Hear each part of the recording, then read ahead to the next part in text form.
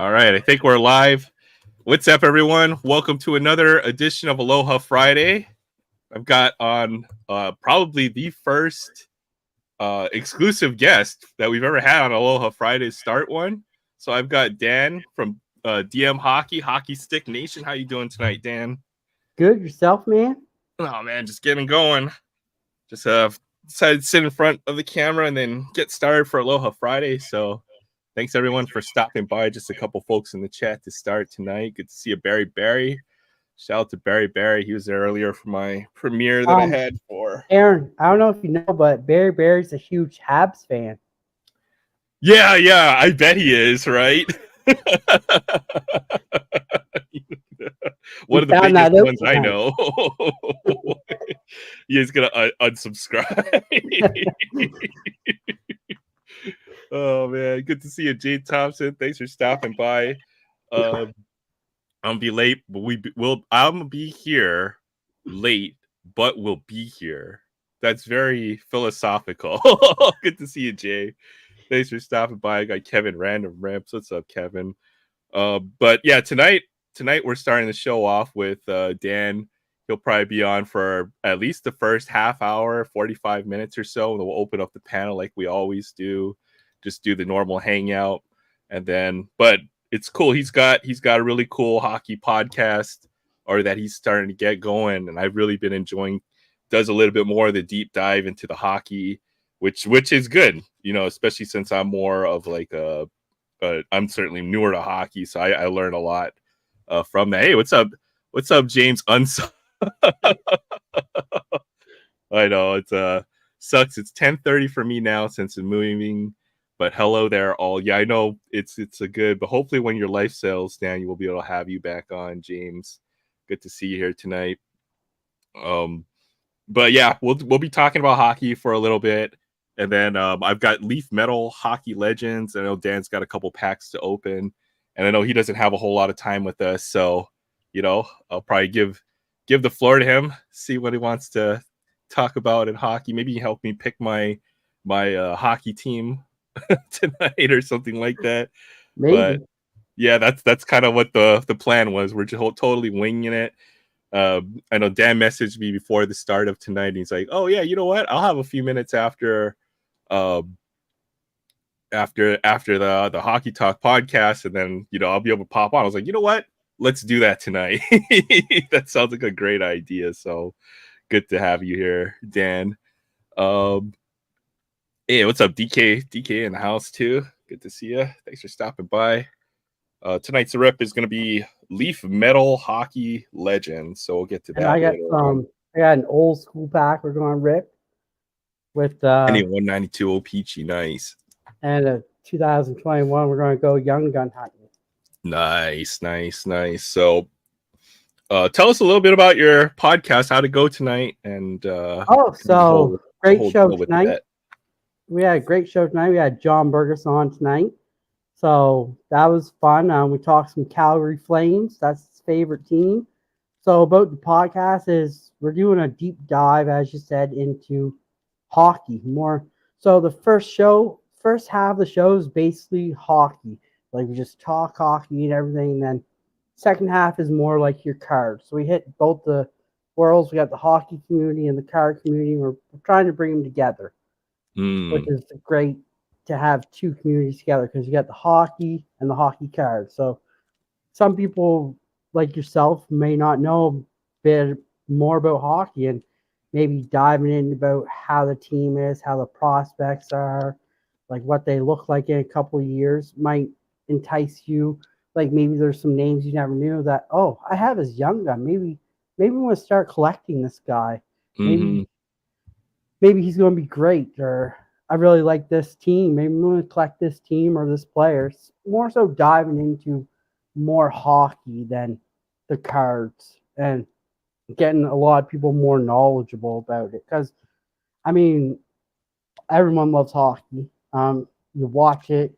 You could love it for the fights. You could love it for the speed, the goals, the passes, the players. Like, there's so much that brings it together. The beer for some people, like the live atmosphere. There's just so much about hockey that you can dive in, and I know so much about it because I play it, I coach it, I watch it. Like, so why not have a podcast dedicated to it? And like I said, I started it. This is only episode 5 5? that we're on. Yeah. So, and it's been growing each time. Like I see new faces and new channels. And my biggest thing is I want to give back to everybody. I'm not Mhm. here to just blow up and be famous. I want to give back to all the people who support me, like yourself. Like, people won't know this, but we're having a football takeover on the hockey show. We got Aaron, we got sports car ripping teacher, and we got Zach's SRT. collections Yep. coming on. We're going to do a football takeover. So it's just having fun with it and like giving people the knowledge. Like maybe they don't know about a certain player, and also breaking some news too, like the Askarov trade today. That's a huge trade for San Jose. They finally got their number one goalie, and they gave up a first round pick and a defensive prospect for it, which was, you got to give something to get something. Yeah. So, I mean, it's fun. Everyone has fun who comes on, all the guests. The chat's fun. As you know, you've been in the chat. We have some great characters in there who keep it light and fun, and they're very engaging. I've had some really great guests, like the Locked On Wild Seth came on, which is great. That was a fun episode. I learned a lot about the Wild about Yeah, that. About that. And I really like how you guys do the deep dives into the teams, because I feel like I could talk about, like, if because it was like basketball, American basketball or football, I can talk about a team in the same way. But to see somebody else, describe hockey, even how the team is set up and what teams need in order to succeed, and then your experience as a coach, to actually to be able to see them play, right? It's more than, oh, we need this guy because he fits well on this line or whatever. To say, no, we need this guy because that's exact the type of play or style. And I think your knowledge in that area is really kind of what draws me to that podcast. I think it's really definitely. awesome. And like I've had great guests. Like I had the Loud Collector, and probably not many people knew about his channel. Huge Brady Kachuk fan, huge Brady Kachuk PC, and his number one PC that not many people knew was Daniel Alfredson.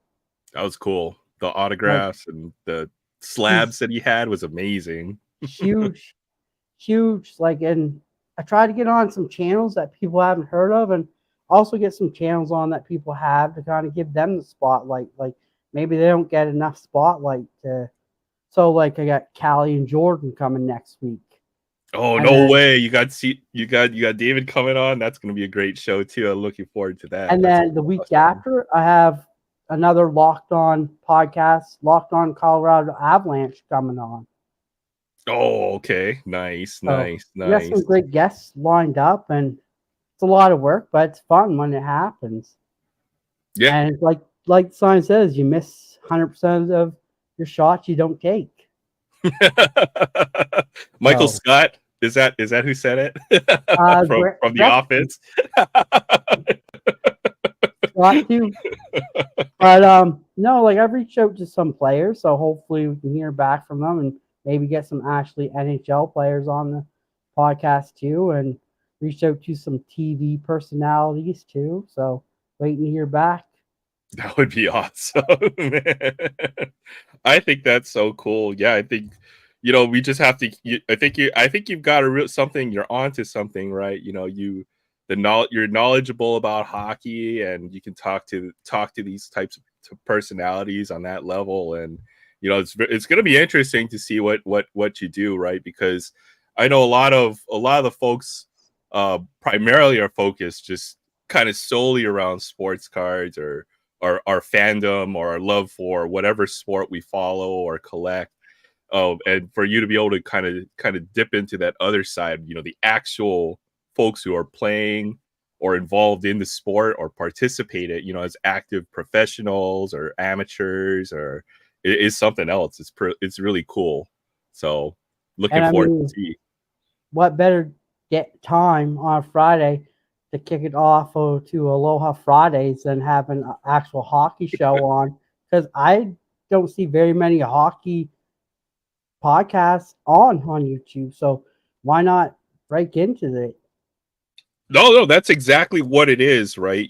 To if you want to be successful at something, it's always you have to identify a need, right? Where something doesn't exist and people want it, and that's where it's gonna, I think you're gonna have the best chance of success, right? There's a lot of sports card channels out there, right? Who kind of do what Yeah. I do, but I think you found something pretty interesting because even hockey podcasts like the um, I mean, we're all amateur when it comes amateurs. That's the technique. That's the actual literal definition. I don't mean it in a disparaging way, but that's what it is, right? But there's Yeah. there's a need for that, right? That actual fandom talking about the sports and their teams and how they feel about it, right? So And I I mean, see a my lot for basketball and football. It's huge, right? There's guys who have hundreds of thousands, millions of thousands of doing deep dives into basketball or football. I haven't seen much for hockey, so you're right on that, I think. and I mean, even if I say talk about someone and it clicks with you, and you're like, oh, I've seen that card. Maybe I should start picking up this player. Like that. That to me means I did something right. I got you hooked Mhm. onto something, and you're going to enjoy it. And you're going when you watch a game, you're going to watch that player. You're going to That player, see how yeah, he plays, and you're going to pick up on all the little things that I see when I watch hockey. So for it's, and sure. I mean, I don't collect the biggest name players, and I showed you I have a huge PC collection of a player who maybe only played like a season in the NHL right now. Yeah. But they're young players. They still have a chance to develop, and you see something in that player that you like about them, or a little bit more of a connection than just like than a lot of other folks, and that's cool. To have a PC Yeah, like that, I think that's the best kind of collections to build, right?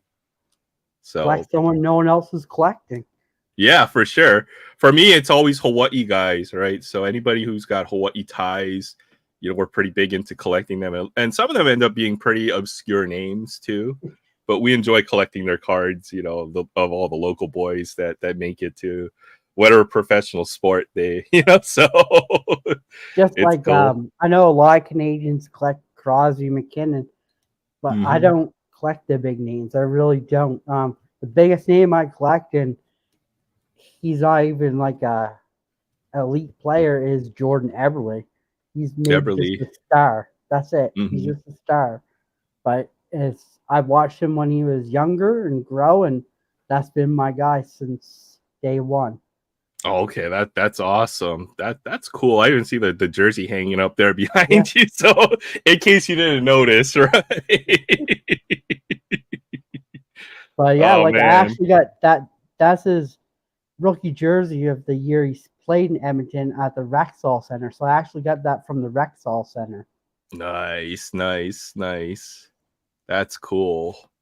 Yeah, yeah. To have that connection, Yeah, for guys in the for folks who we watch football, and oftentimes we'll watch the players play through college. College football is huge here, and it's kind of the same way. Some a collegiate team. For me, it's Hawaii, but so there's always the bigger ones: USC, Notre Dame, Alabama. Those types of schools, right? So yeah, like Zach is a good example. Um, where he follows all the Georgia teams, right? And he'll follow those players when they reach the pros too. So kind of on that same level. It's really cool. yeah, Let's go to chat real quick. I want to say hi to everybody who yeah. popped in, and then we can go and rip a couple packs, and we can bring some folks on. We can talk a little bit more about hockey Hey, before you have John, to head we got off. a But I saw while John. still. He says hi again. Good to see you, Hey, John. John. I definitely want to catch the podcast. I heard it was great, but I got tied up with work. But definitely want to go back. You got a great autograph collection, and then let's see who else we got. We got Zach collection. There's Zach. What's up, Zach? He's gonna be part of Zach. the football takeover. Do that eventually. He Looking was forward to also that. on Talking Penguins too. Oh, no way. Yeah. Oh man, you got Barrett Bayhurst. You know, Barrett used to be a former amateur hockey player. He says he was maybe a few steps away from going professional at some point in his lifetime, but some stuff held him up. But it could have seen Barrett play, you know, maybe in one of Could the have minor selected leagues. his rookies. Yeah, I know that would have been crazy, right? Oh man, good to see you, Barrett. And then who else you got? Hey, Budget Rips. See Brian Budget Rips. Aloha Budget. Friday. Thanks for stopping by. Um, let's see who else. Barry says he misses 100 of the shots he took. That's not surprising. Zach says he doesn't take shots anymore. He's moved on to sipping. You know what? It's good to not sip a nice glass of bourbon. I enjoy that every once in a while. I don't like to do shots anymore. They make you puke. I can see Christina Payne, part of the Paul and 619 crew. Good to see you, Christina. She's all over the place. Christina's awesome. Good to see you here. And all right, let's keep on going. Great stuff. And you must rip it. Yeah, okay. I've got Leaf Metal Hockey Legends, and then Dan's got a pack of O-Pee-Chee. Yeah. Maybe we'll do that while we talk about some Not eating the gum stuff. now. I have to get the 250 subscribers. If we get to 250 tonight, I'll eat the gum on your live. Oh man, I thought you said just 250, because I was like, man, we can do that for you. We'll find a way. And then you add that little tonight. You want to make sure never to eat that gum, man. But you know what? So I know Barry would say, eat the gum. I've got my gum ready. Look at that. I've got a whole stack of old Bowman gum just sitting on my desk for an emergency. Yeah, I'm still deciding on a team for hockey. I've been looking at a lot of the younger teams and then trying to watch some highlights of them. So still trying to figure all that out. It's been pretty fun. The best advice I can give you, Aaron, is maybe start out with a team that's younger so you can grow with them. Yeah, I'm thinking that too. Like a good one was when Vegas came in, or Seattle, or now you got Utah coming in. Like, and then you can grow with that. You can build that fandom with that team. And then you can go through the highs and the lows with them, and then all that. Yeah, last time I picked a team that was successful and close to winning a Super Bowl, and they've been trashed for the last 25 years. So, well, I'm a Commanders fan, so you don't have to tell me. I'm a Raiders fan. You know what it was when I was in high school. We got to the Super Bowl. I was like, man, you know what? The Raiders are going to become my team for the rest of my life. Lots of local Raiders fans, and man, that's been a wild ride. It's been fun being a Raiders fan. I'm not gonna lie. All right. Yeah, I've been looking at some of the younger teams. I was looking at the Dallas Stars. I was looking at the Minnesota Wild. The Coyotes. Now the Utah Hockey Club. And there's a few. Even the teams that are closer to Hawaii, I guess you would say, the Kings. I've been kind of checking into. So curious to see at some point later on. We'll definitely have this discussion once I narrow it down a little bit more. I'm always here to help. Why the Raiders have Nathan Peterman? He's a curse. I don't need. See, this is a good example. I know Nathan Peterman is a former University of Pittsburgh. So, but he was good when he was there. For some reason we were attached to Nathan Peterman. We like the guy, even though he hasn't panned out as a professional NFL quarterback. For some reason, the dude's got some intangibles. He's not quite on that level, though. I guess you would say he doesn't quite have the NFL talent level. But same reason why Aiden McConnell is probably going to be our starting quarterback this year. I can't give you a good answer, to be honest. Tell Zach to save those questions for the football takeover. I know, Commanders. That's a UFL name. Yeah, gotta bring back. Can't call. To me, there'll always be the Redskins. I know it's not politically correct. Coming back with that name. I thought I saw.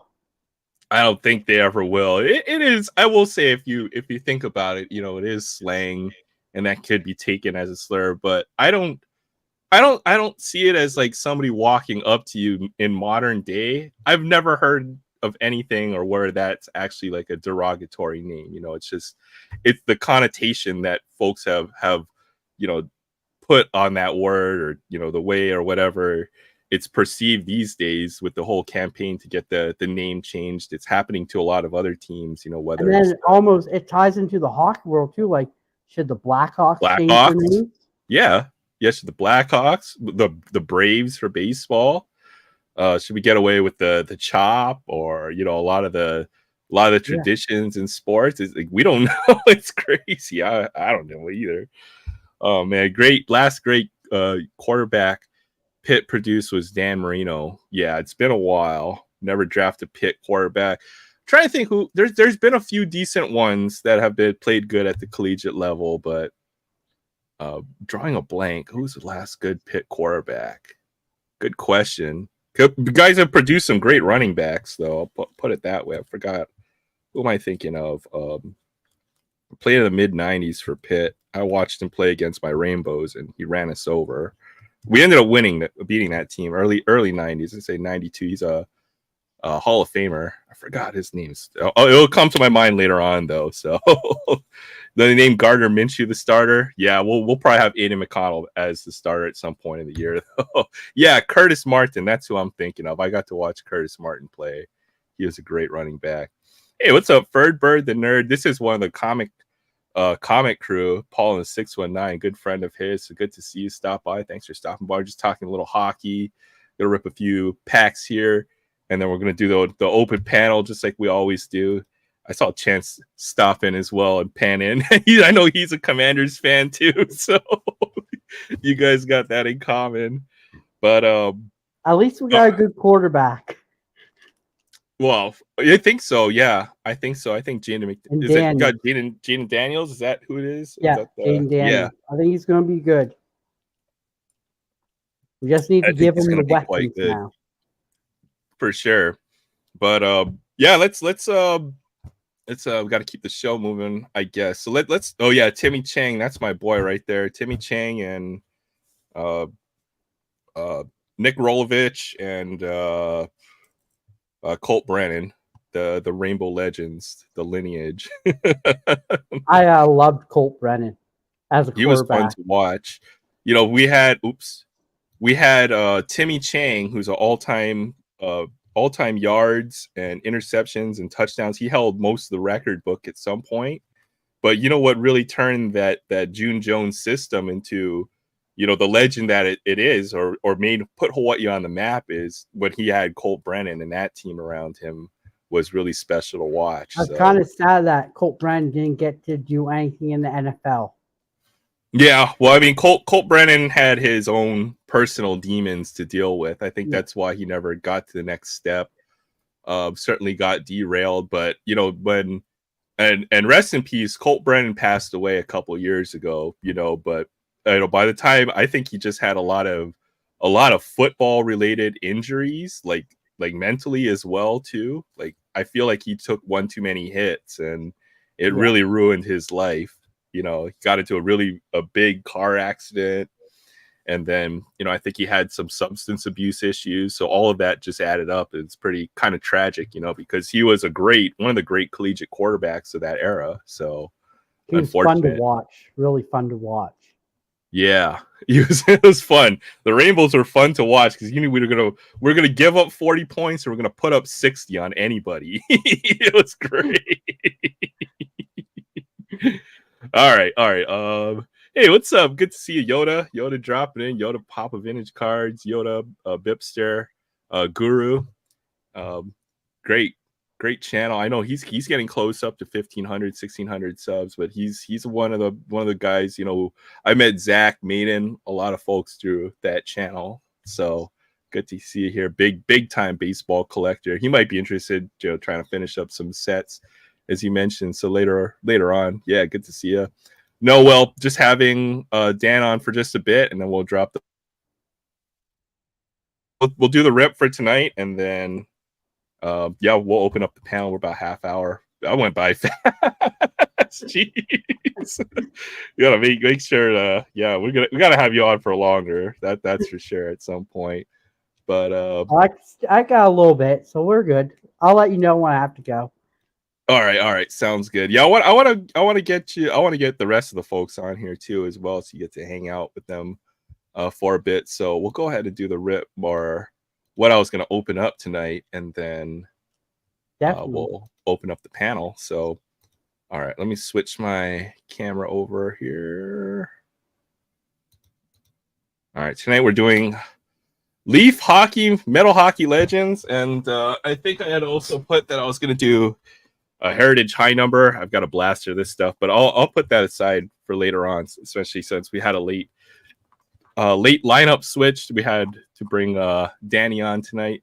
Let me do this. Yeah, okay. So I picked this up because it wasn't terribly overpriced. I usually don't do stuff like this, just any kind of hit oriented product. You usually get skunked. But this has such a good checklist when it comes to Hall of Famers, you know. So I feel like we're gonna get like two or three of the 3 cards in this box are probably gonna be Hockey Hall of Famers. So I figured any Hall of Famer you get is going to be worth something. Yeah. So I'm curious. At least I wanted to try this once, you know. I've dipped in a little bit on hockey, and it seems I've had pretty decent luck so far. So definitely want to give this a shot. This is Leaf Metal Hockey Legends. I haven't seen any of these open, so this will be the first time I see one open. I had a hard time to do my homework and research, but 3 autographs, and I think this box was $85 US, which is a pretty good price from what I've seen. Everywhere online suggests that it was like at some point a $150 to $200 product, so should be good. Even online, I couldn't find a box for less than $120, somewhere in that price range. So we're gonna check this out. Should be a quick rip. It's gonna be a fun one though. Should be some big name players. You might even pull some of these legends in the pack I have there too. I mean, yeah, legit. You could pull. You know, the checklist is this good. We got like Teemu Selanne, Bobby Hull, Yager, Peter Forsberg, Joe Sakic. I saw Chris Pronger. The checklist is really good on this, so we'll go ahead and see. I guess it comes in a very fancy box. It's only got 3 cards, so it should be a quick one. But all right, I'm just gonna pull the top one from the box. We'll just do it like this. How about that? You guys ready for this? AK, hey, what's up, Chance? Get hot hands. Let's go. Yeah, I hope we. It seems like hockey is a sport where I need to be collecting right now. So really and that our first card's gonna be Denny Savard. Oh, on the Blackhawks. Yeah. That's a nice one. All legends, old time players who I've never heard of, but you pull the card and then now I want to go look these guys up and see what Denny they are. Savard is a real nice card to get. He's a Blackhawks legend. Mm-hmm. He's right up there with like the Bobby Halls and all them. The old time players, right? So what era would he have played in? Around the 50s, 60s? 60s, 70s, maybe 70s, 80s. Cool. He was around for a while. I think he went into the 90s too, the early 90s. That's crazy. See, hockey careers, can last, multi decades, right? Didn't was it Bobby Hull played like 4 decades or something like that? Is that the all of these cards will be numbered. This one's numbered 3 out of 3 on this Leaf autograph. So really nice first pull there. It's got almost a cracked ice pattern. And is that on card? I think that is on card. I'm looking for the sticker reflection. I don't see a sticker reflection. Yeah, I don't see a sticker reflection. It's a nice on-card autograph, which that was my concern with these Leaf cards, is that these would be sticker autographs. But yeah, first one, Denny Savard. Nice pull there.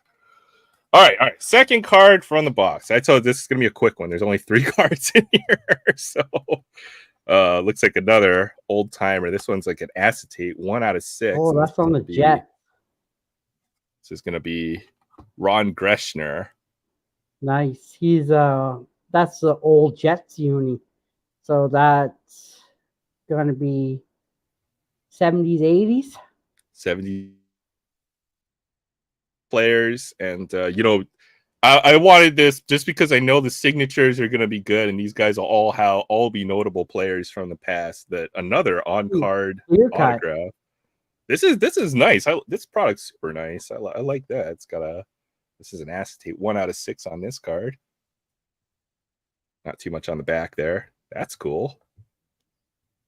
All right, let's see what that last card is. There's like dual, triple, quad autos in here. Some pretty crazy stuff in here. So, all right, let's see. Last card is gonna be. Let's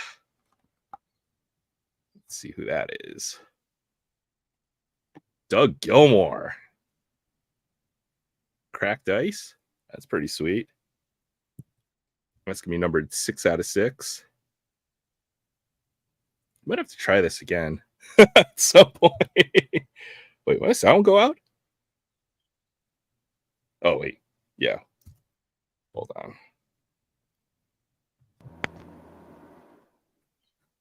The Doug Gilmour's really good one. Yeah, that's pretty sweet. Sick looking auto.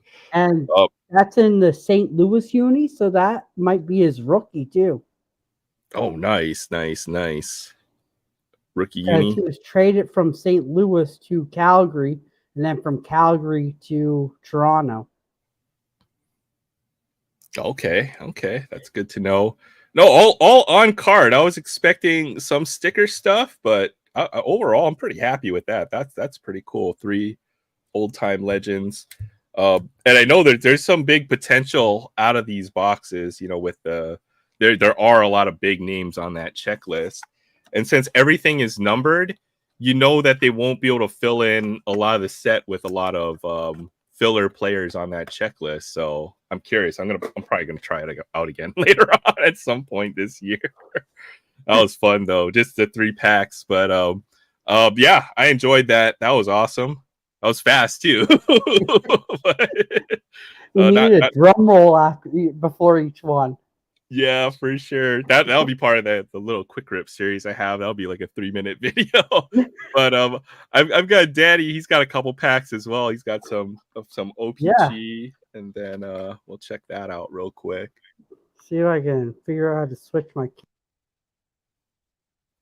Hey, what's up, Zach? Good to see us. How Zach? 3-pack Thursday was awesome yesterday. You had a great guest on. I enjoyed listening in. I couldn't really participate in the chat a whole lot, but great discussion. Definitely gonna sub up. It was a great 3-pack Thursday yesterday. But yeah, go ahead, take it away. You got a couple packs here.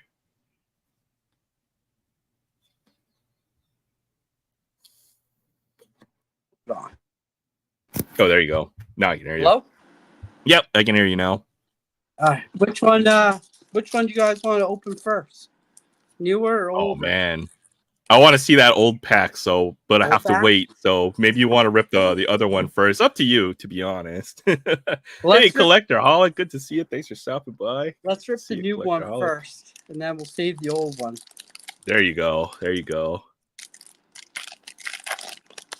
So we'll go Young Gun Hunt and see if we can pull anything good here. So we got Mason Appleton on the Kraken, Corey Perry on the Lightning, Nate Smith on the Jets, Cody Ceci on the Oilers, and our hit is nice canvas of Stinger. What a mascot canvas. Yeah. Those are hard to pull. That's a great hit. There's our first hit of the pack. And then we've got Jason Dickinson on the Canucks. We got Patrick Nemeth on the Rangers and Robert Hagg on the Buffalo Sabres. Wow, that's awesome. You're gonna have to bring that up because I think I've got the other mascot from that set. So there's Harvey the Hound. Those are cool. I love mascot cards. What a great pull. This is the first ever mascot I pulled. That is sweet. That is awesome. What a great pull right there. That's awesome. Now we'll dive into some 91-92 O-Pee-Chee, the one that you've been waiting for. Oh man, this is fun, man. I think I might have just a handful of cards from this set that I got as a kid, or they might be the Topps version. And there's the gum. Oh, now you got to eat the gum. Now you got to eat the gum. 250. 250. All right. Oh man. So we start off with Andre Bazingli. Nice hammer and sickle there in the bottom corner. Soviet. Yeah, these are like the Soviet record ones, so we used to get these in all of them. Then we start off with John Carter on the Boston Bruins. These are so nice and classy, and you can read it on like some of the other cards. Then we got Randy Wood on the Islanders. So with these ones, you actually had to look in the back to see if they're rookies. They weren't labeled to tell you when they were rookies or not. Yep. Or you needed a Beckett or magazine to tell you. Mike Maphee on the Canadiens.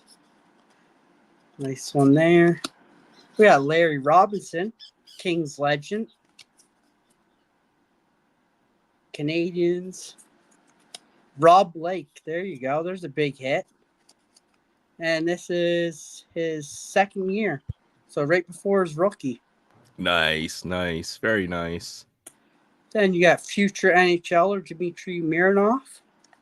So this would have been like the young gun in the day. Nice. I do remember this set. I've got some Topps versions of these cards somewhere. Ray Ferraro, who's now an analyst. So that's a good one. We got the Montreal Canadiens team. I like the team cards in these. Yeah, I missed that. They need to bring and then those back. Dave Hannanen on the Leafs. Oh man, that's cool. I might be able to find the Topps version of this. The O-Pee-Chee, that's definitely a Canadian thing. Yeah. But no, I love the old cards. They're so fun to open. Like, I know, but if I can find, anytime I see this old sealed wax, I try to pick some of it up. I've got maybe some 91 Bowman packs lying around. Picked up a box of that. I still got a few packs left. But there's something about the old wax, it's completely different than modern, right? Like, even how old they are, they still look like they're brand new. Those are pack fresh cards right there. Yeah. Beautiful. So it's great. Like, I love them. Yeah, that 91 is around the year where cardboard was starting to turn premium. So you can see, you've got full color backs. You've got, a little bit of glossy on the paper. And then the next year is probably the last year of true cardboard, as you know it. Then cards became paper like the years after that now. So that was cool, man. I love to see the old stuff, that even the junk wax era. It's memorable because there's a reason why there was a junk wax era. It's because a lot of folks were collecting cards during that time, There's a card store almost on like every corner, everywhere you went. I could find a card store in a strip mall, or I just knew everywhere. I could go and find a pack of cards. I mean, you spend what, 50 cents on a pack? 50 cents, $1, $2 if you wanted to buy a pack of Upper Deck or something like that. It's premium cards, back in the day. So yeah, let me go drop the link, and then we'll bring on some folks. If you could probably hang out, and then anytime you have to drop off, it's kind of the way Aloha Friday rolls. You have to hop off, you always can. So I saw Maiden pop in. Good to see you, Maiden. What's up? My buddy. Thanks for stopping by Aloha Friday. And there's a link and a Will's. My good friend Maiden. Yeah, so like I have a collection of players by PC. A lot of people know I've showed it off, but like I don't collect a lot of the big names. I collect like a lot of the little ones, and then obviously the Rangers I collect because that's my team. But like like I showed you my Alex Bray Belay. I think I'm the only collector for that, and I think I might have almost all of his cards. So Yeah. that's a huge collection of mine. It's so great to try to put together PCs of these lesser known players, because they don't cost you an arm and a leg. You can really go into like deep dive and get all of their cards, Definitely. So and that's always the great thing about it. Card community helps out a lot. Like if they don't collect it, they're always looking out for me, and I'm sending them players they collect, and they're sending me players I collect. But a lot of stuff I pick off eBay and I barter for it because I know what it's worth. So like if they're charging $4 for a card, I know it's $2. I'm gonna charge you. I'm gonna say $2. Like that. Someone will give it to you for that price, right? Yeah. Yeah. We'll definitely have to deep dive into that, later on at some point. But let's go ahead and introduce some of our panelists. That bring on Kevin, Random Reps. Good to see you. Kev, good to see you, Kevin. And then I've got Will Voggs in the back. What's up, Will? Will? Danny, I want to be on this guy's show so bad. So well, you're gonna have to get in line, Will. You're gonna have to get in line, man. Everybody wants to be on. Will jump to the front of the line when it comes to getting on shows. I want to talk Hurricanes and Penguins. Why they're my favorite teams. I'm booked up for October, Will, but November. I'll hit you up when November comes. Hit me up in November. Hell yeah, dude. You run a great show, by the way. Yeah, for those of us who just joined a little late, we had the first featured guest here on Aloha Friday. Normally I just turn the camera on and start rolling, but Kevin or Dan reached out to me earlier today. I was like, you know what? I'll be able to pop in. I was like, hey, you know what? Let's make this a little hockey special to start. So we had Dan take over for a little bit. Dude. So, well, I guess I should leave then. Yeah, no, not at all. Kevin, I'm wearing baseball for you. I got baseball on. Okay. I like the Orioles. Speaking of baseball, Aaron Judge just hit his 49th home run. Dude, he's on a freaking tear. I think it's 4 straight games he's had a home run. God. Dude is ridiculous. I think he's beating his 60, what was it, 2 or 63? I need to check my home run challenge results. They never put them up very quick. They usually take a while. You're gonna have to go in. Check the game. Check the game, yeah. And then a month later or so, they'll mark it in the on the website. Send you the cards. I got another one today. Nice. Mike Trout. Oh, that's good. I hope he's healthy. Oh, the card. I think he's done for the year, isn't he? I believe so. That's what I was like. It's a good one, but I don't think it's any good now. When does preseason hockey kick off? Soon, right? In like a month? Preseason hockey, they're in training camp now. So preseason hockey starts in last week of October. So we're like 6+ weeks out. Okay. Yeah. 52 days. Yeah. Aaron Judge on pace to break his own record is going to be pretty amazing, awesome. Right? Oh yeah. So, and then Ellie hit 60 stolen bases the other day. Mm-hmm. But I did want to show one card that I pulled recently. I dropped a video on this today. I don't know if you guys have seen it, but it was pretty monster card. So I was like, oh my god. Yeah. So if you guys haven't seen the video for it, I pulled this Kirill Kaprizov rookie auto out of a 23-24 product. So like this wasn't on my bucket. This wasn't on the bingo card. Quite surprising to see that. Couldn't have happened to a better dude. Aaron too. I don't know. Just to let you know too, Kirill Kaprizov. This is the first year he signed. He hasn't signed ever. You're serious?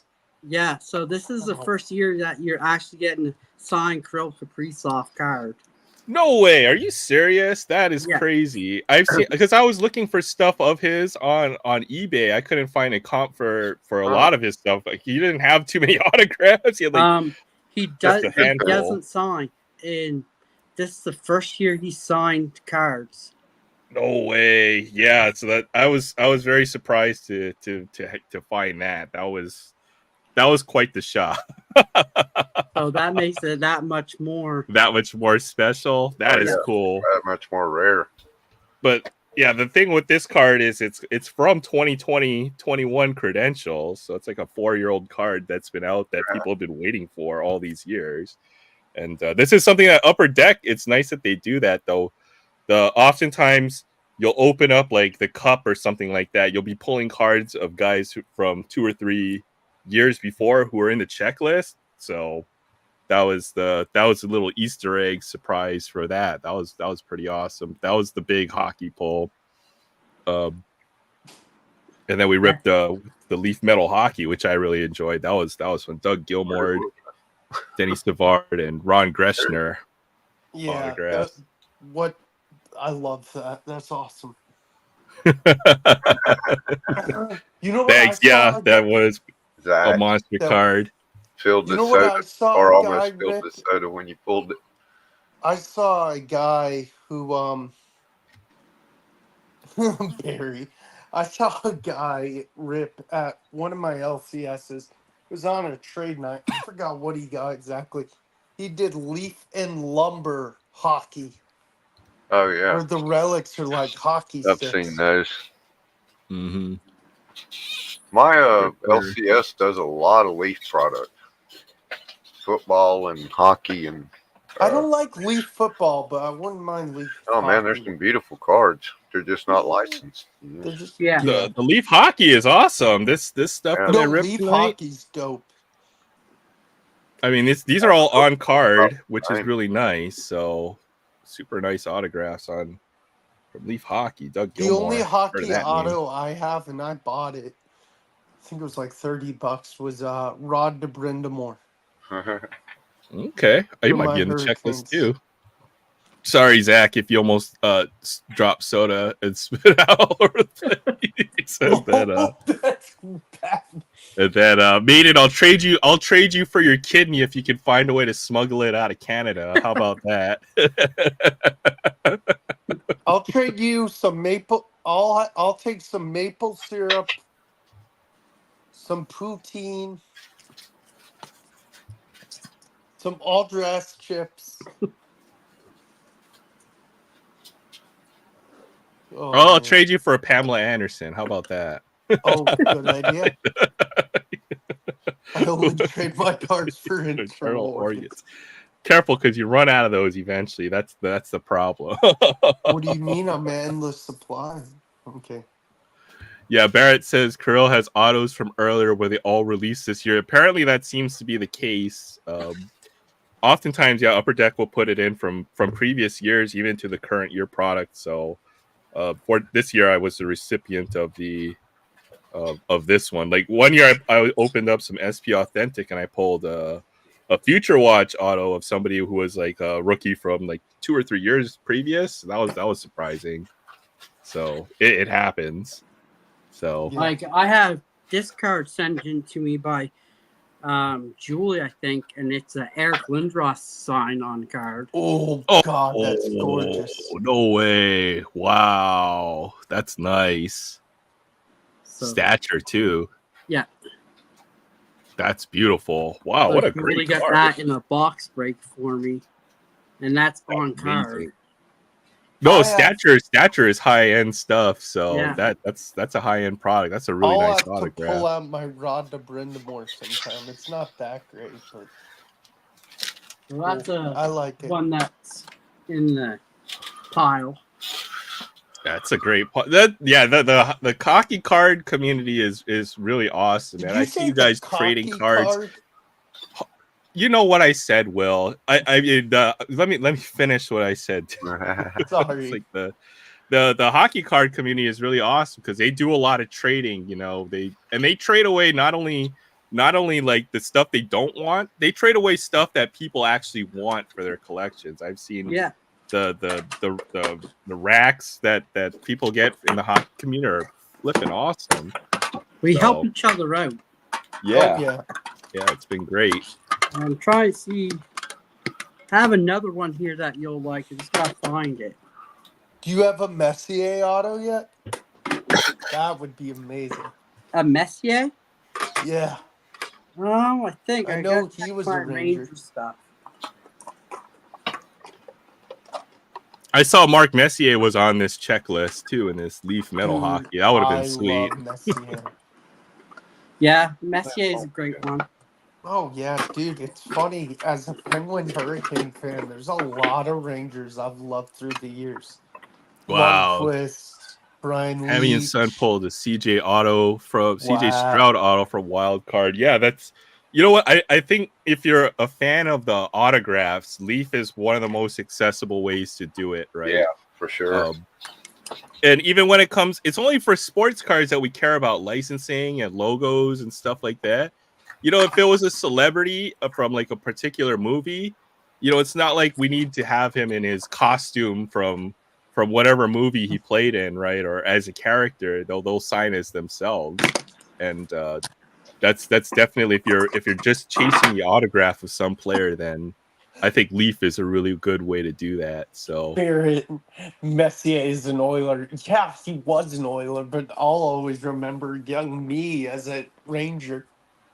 yeah, I've got quite the display of autographs on array right now. I just You do, noticed. man. I'm gonna put this Yes, up you do. here. I have I've got this Especially that one I want. this Mariano recently. That is gorgeous. This is how he used to sign his cards too. This is pretty close to his rookie year autograph there. Yeah. So Love Mariano.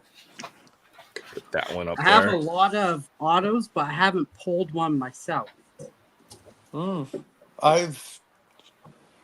So I'm waiting for the day that I pull one myself. You are going to, I guarantee it. But I got a couple other here from Julie. And I think one's from Least Fan Down Under too. So we got the dignified stature 51 out of 75 Eric Lindros. Nice. I liked Lindros big a screen lot. here. That's Very gorgeous. nice. And then we got this game worn on card signed by Kevin Shattenkirk that Least Fan Down Under sent me. Oh, nice. Who's your main Rangers PC? Danny. Main Ranger PC? The main guy. Main guy would have to be Braden Snyder. I like Braden Snyder. I do. I like a lot of Rangers players. And then after him, it's Zach Jones. Okay. Yep, I know who Zach Jones is too. Yep. Those are my two that really. But I showed Aaron my biggest one is my Alex Gray Boulet. Nice. Yeah, wasn't Yager a Ranger for a short time? Who? I'm pretty sure Yager played for just about everybody in the NHL at some point of his extremely long, distinguished career. Yeah, dude, Yager's the man, dude. I freaking love that guy. Yeah, I was hoping to pull a Yager autograph. That would have been sweet too. Oh yeah, he was in the checklist. Everyone's back to work. Box, Aaron? Yeah, I think so. The price is really good on those boxes here locally, so yeah, gotta look for the value. If I've kind of got most of what I want in baseball already too, so hockey is like the unexplored frontier right now. I can't wait till you adopt a hockey team one day. It's gonna be awesome. Still deciding, and Danny's gonna help me pick my team. It's gonna be great. It's gonna be a randomizer, right, Danny? No, I'm kidding. Well, here's the last one. This one is one of my favorites. This is actually sent to me from Least Fan Down Under. Oh, nice, from Australia. This is probably one of my favorite cards out of my whole collection because it's on plexiglass and it's from Trilogy, and it's Igor Shesterkin's signature. No way! Wow, that's so- sick. He's And a like it's beast. super thick. He is so good. He is such a great goalie. Dude, that's such a nice card. That's beautiful. Is that like almost like a shadow box, or is that just like a I don't giant even know who he is, but that's a beautiful card. No, it's like plexiglass plexiglass. slab? Look Holy him up. He's a beast, Kevin. He's like one of the better goalies in the league for sure. Yeah. What a great card. So that's one of my cherished items that I got.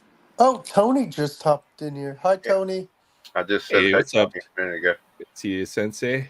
And then we got the McDavid, Jay's but back. it was the BCC grading, but still. Yeah, still, it's a McDavid rookie. Yep, definitely. Beautiful card. What year is his rookie? 15, 16? 15, 16. 2016 would be his rookie card for NHL. Yeah. I'm learning. You are. You're learning At least I know who he is.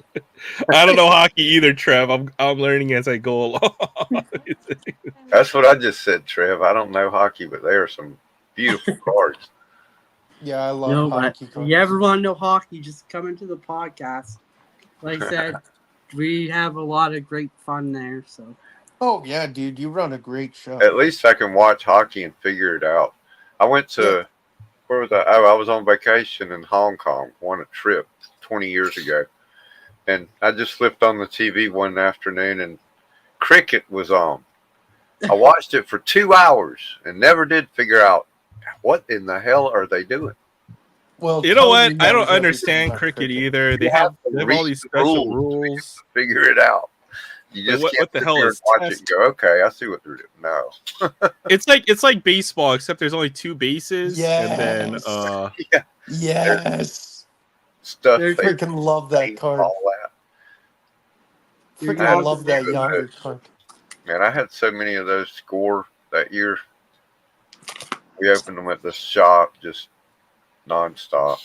You have any Jeremy Roenick rookie cards? Oh, jeez, don't bring Tony into this. 100 of them. try to find some. I actually I got one.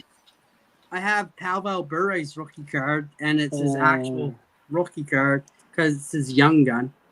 Oh, nice, Pavel Bure. Pavel Bure. I'm the So that's his actual rookie card before all of them. I only had love it. one He's got the rookie old card. Soviet It jersey was too. the Roenick rookie card. Mm. One Roenick hockey card, I mean, period. Yeah, And it welcome was back, Jay. What's up, Dad?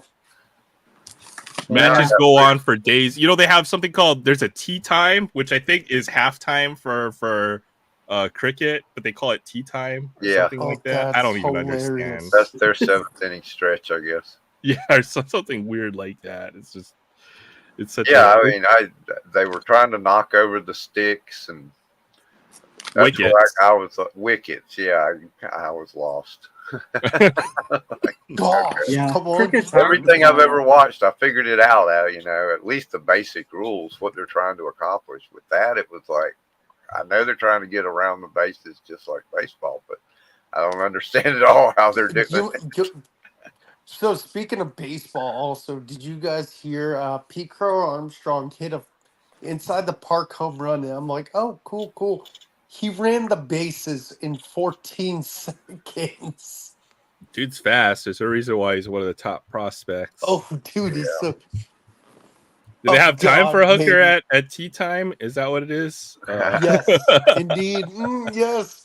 Let's pick up some hookahs. For a spot a tea and a crumpet for tea time or something. It's just like, hold on, pause the game, and then they bring out like the tea sets, and they're all sipping tea. I think that's just the Star Trek thing. They don't really drink Earl Grey, do they? Oh, I bet they do. I'm willing to bet money they do. See if I've got me. It's like the European equivalent of Folgers. Yeah, Folgers. They probably don't even drink the stuff we think that they do. That's what I just said. Gotta hey, be like, Danny, this may sound like a stupid question, but Hard are you a just big makes us Tim think they do. Hortons guy? Yep. I've always wanted to try it. I heard Timmy Hortons is amazing. Local cat store. Look, it already stands for local card store, local comic store. Comic store. Well, there's an LGS, which is basically the comic book store.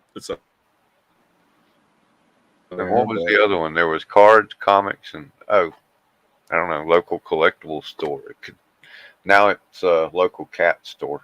I need to pick up the Art Germ Rogue cover. I saw it on his website. It's old, but she's like flying. I'm like, yes, she's my favorite X-Men, even though I'm not a big X-Men fan. She is hot. Oh no, it was local craft store for Bethany. Yeah, there's craft, comic, and they're all LCSs. So you just say you're going to the LCS and pick one. That they are. Local coin store, the local cannabis store. Coin shop, yeah. There you gotta see. Local cassette shop. Local corner store. In a long time.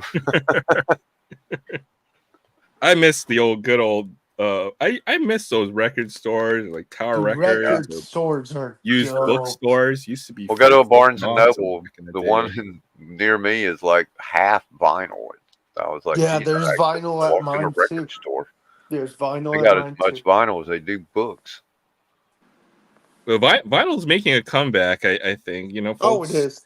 Folks want physical media, and for a good reason, right? It's a nice collectible. Well, the thing is, like, I'm thinking that as well. You really do need to get some the media, right? Because you're gonna buy things online, and you might have access to it now, but you might not in the future. Yeah. And then only by owning a physical copy of it will you guarantee that. I got my entire music collection on 2 external 4 terabyte hard drives. It's like every album I ever had. And what I could afford is in high definition. Yeah. So better than vinyl. But yeah. Vinyl caught on because MP3s were so bad. Well, they have MP3. The file format is portable, and just the product of its time, right? You couldn't have large audio files through the internet. It just wasn't. Nobody had broadband for up until early 2010s, I would say. So, yeah, Zach's just chilling in the background. I can't wait till we have the football takeover on Danny's show. It's gonna be fun. Football takeover will be fun. It's gonna be a heck of a time, man. Speaking of football, we do have our fantasy football league still open. I wanted to talk about that for just a bit. So, Danny's part of the league. So Danny's joined the league, and I want more folks too. You guys are all welcome to. I think we've got 9 teams filled in right now, and I've got a couple more folks lined up, but. Wait, hold on. Got to put this box down before I drop it. But the more the merrier. Hold on. The more the merrier for fantasy football, to be honest. I think we want to try to get to 12 or 14 teams if we can. So what I want to do is I wanted to drop the link for that in the chat, and to have a little bit of an open invitation for anybody who does want to join the fantasy football league. The plan is to do the draft next week, Sunday, the Sunday before week 1. So it will be on Saturday.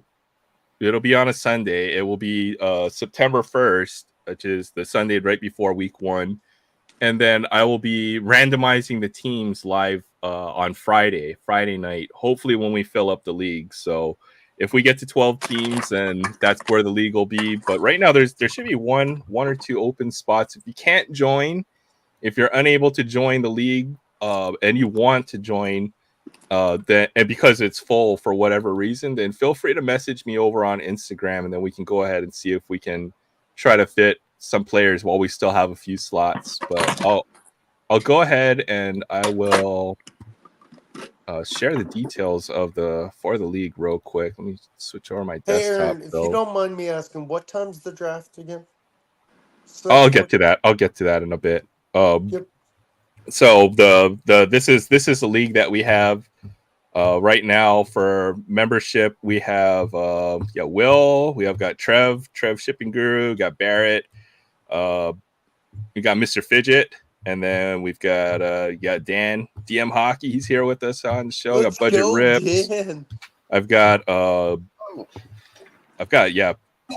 619. We're pretty much full. I'll expand it to 12 teams. But the link will be in the chat. You guys are more than welcome. You can draft all kickers, Jay, but then I might have to go to Iowa, find out where you live. I'm just joking. Yeah. So hold on. Let me get back to the chat real quick. So questions on the league. We'll know our position on Friday. Yeah. So what I'll do is on Friday at the start of the show, I will have a small segment where I will randomize the teams, the draft order. Hopefully we will have all of our teams fully locked in for this. Oh my goodness, I'm clicking on the wrong everything right now. Hopefully we'll have all the teams set. We'll be up to 12 teams, and then we'll be able to do the randomization. I've updated the rules on the league. They should be there. We'll use the random.com. We're going to do it just like they randomize teams for a break. So we'll randomize the number of times we're going to randomize. I'll put everybody on the list, and then we'll randomize that many times. So that'll be the way that the draft order will be decided. Because right now I have first pick. I'll just leave it like that. You guys can just have to deal with it. No. Will, the draft is on Sunday, September 1st, 9 a.m. Hawaii Standard. So that would be, I think, 3 p.m. Eastern. So that's to answer your question there. Was at night. I worked till 7.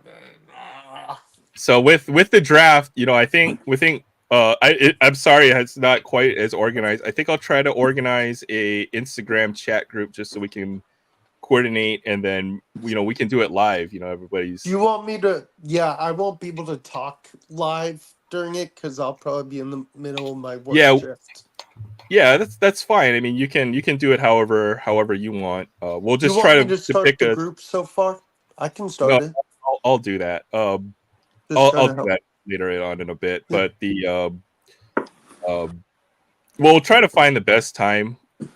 I think that's the time I set because I figured that was, but it's flexible. So, once I get everybody, I'll ping everyone, and we'll see if we can schedule the best time for the draft. I'm excited. Hey, thanks for the invite, man. I'm excited. I haven't played fantasy football in years. Heck yeah, dude! It's gonna be fun to have you. It's gonna be fun to beat you down every week on the. I know, right? I'm looking forward to it, Will. I'm praying I work in the garden center, so I'm just like, we have a little counter.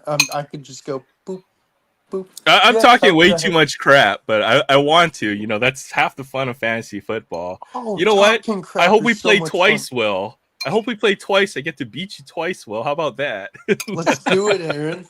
I'm just joking. I'm just joking. Yeah, you know what? Maybe we can do it. We'll definitely do it live. Yeah, that's gonna be fun. Oh heck yeah, maiden join. That's 12. So now I'm gonna expand the league. If I can't join live, I'm there in spirit. Or I may join but do this at work. Oh, so Aaron, here's the card I was talking to you about that I pulled from Gypsy Queen. Yeah, let's see it. Oh, that's sick. Yeah, the no name. No name. You'll notice in the nameplate there's no name. I've only ever pulled like one or two. Yeah, it's hard to pull. Those are very hard pulls, the short prints. One in 1,300. 1,300. Hey, that's crazy. So that was a nice hit that I got. What's your Hey, Alma. Aaron? Good to see you. Thanks for stopping by, Alma. Nice to see you here. Oh, Aries World too. What's up, Aries World? Yeah, fantasy football. Just talking about the details. I'll change the pin for a moment here, and you guys are more than welcome to be pinned for a little bit here. No, Jay, that doesn't work like that. You know what? Sometimes it does. You know, you just get to the But they all have playoffs. the same bye week. It doesn't make sense.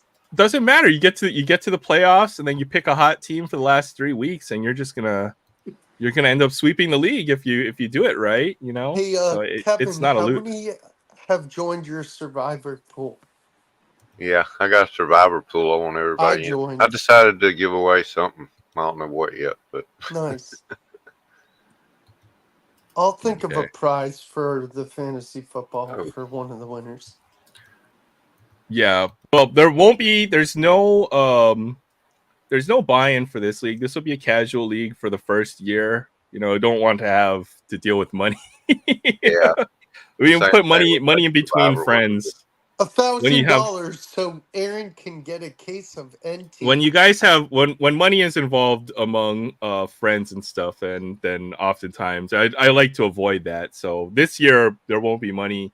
If it's a success, then maybe we could talk about having a There's my link in the chat for prizes. the survivor pool. I'm set up double elimination, so you can survive a couple weeks maybe.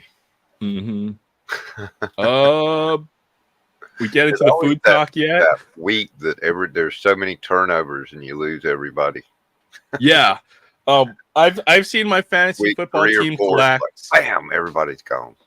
I've seen my fantasy football team collapse in a matter of 30 minutes. Okay. I watched like Yeah, right. Maurice Jones Drew and like Marvin Harrison, or was it Reggie Wayne? They both got injured for like 8 weeks, and those are like my top 2 players on my team. They all got hurt within the span of 30 minutes.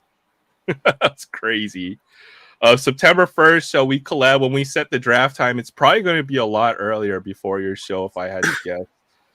We'll coordinate the time, but perhaps we can figure something out.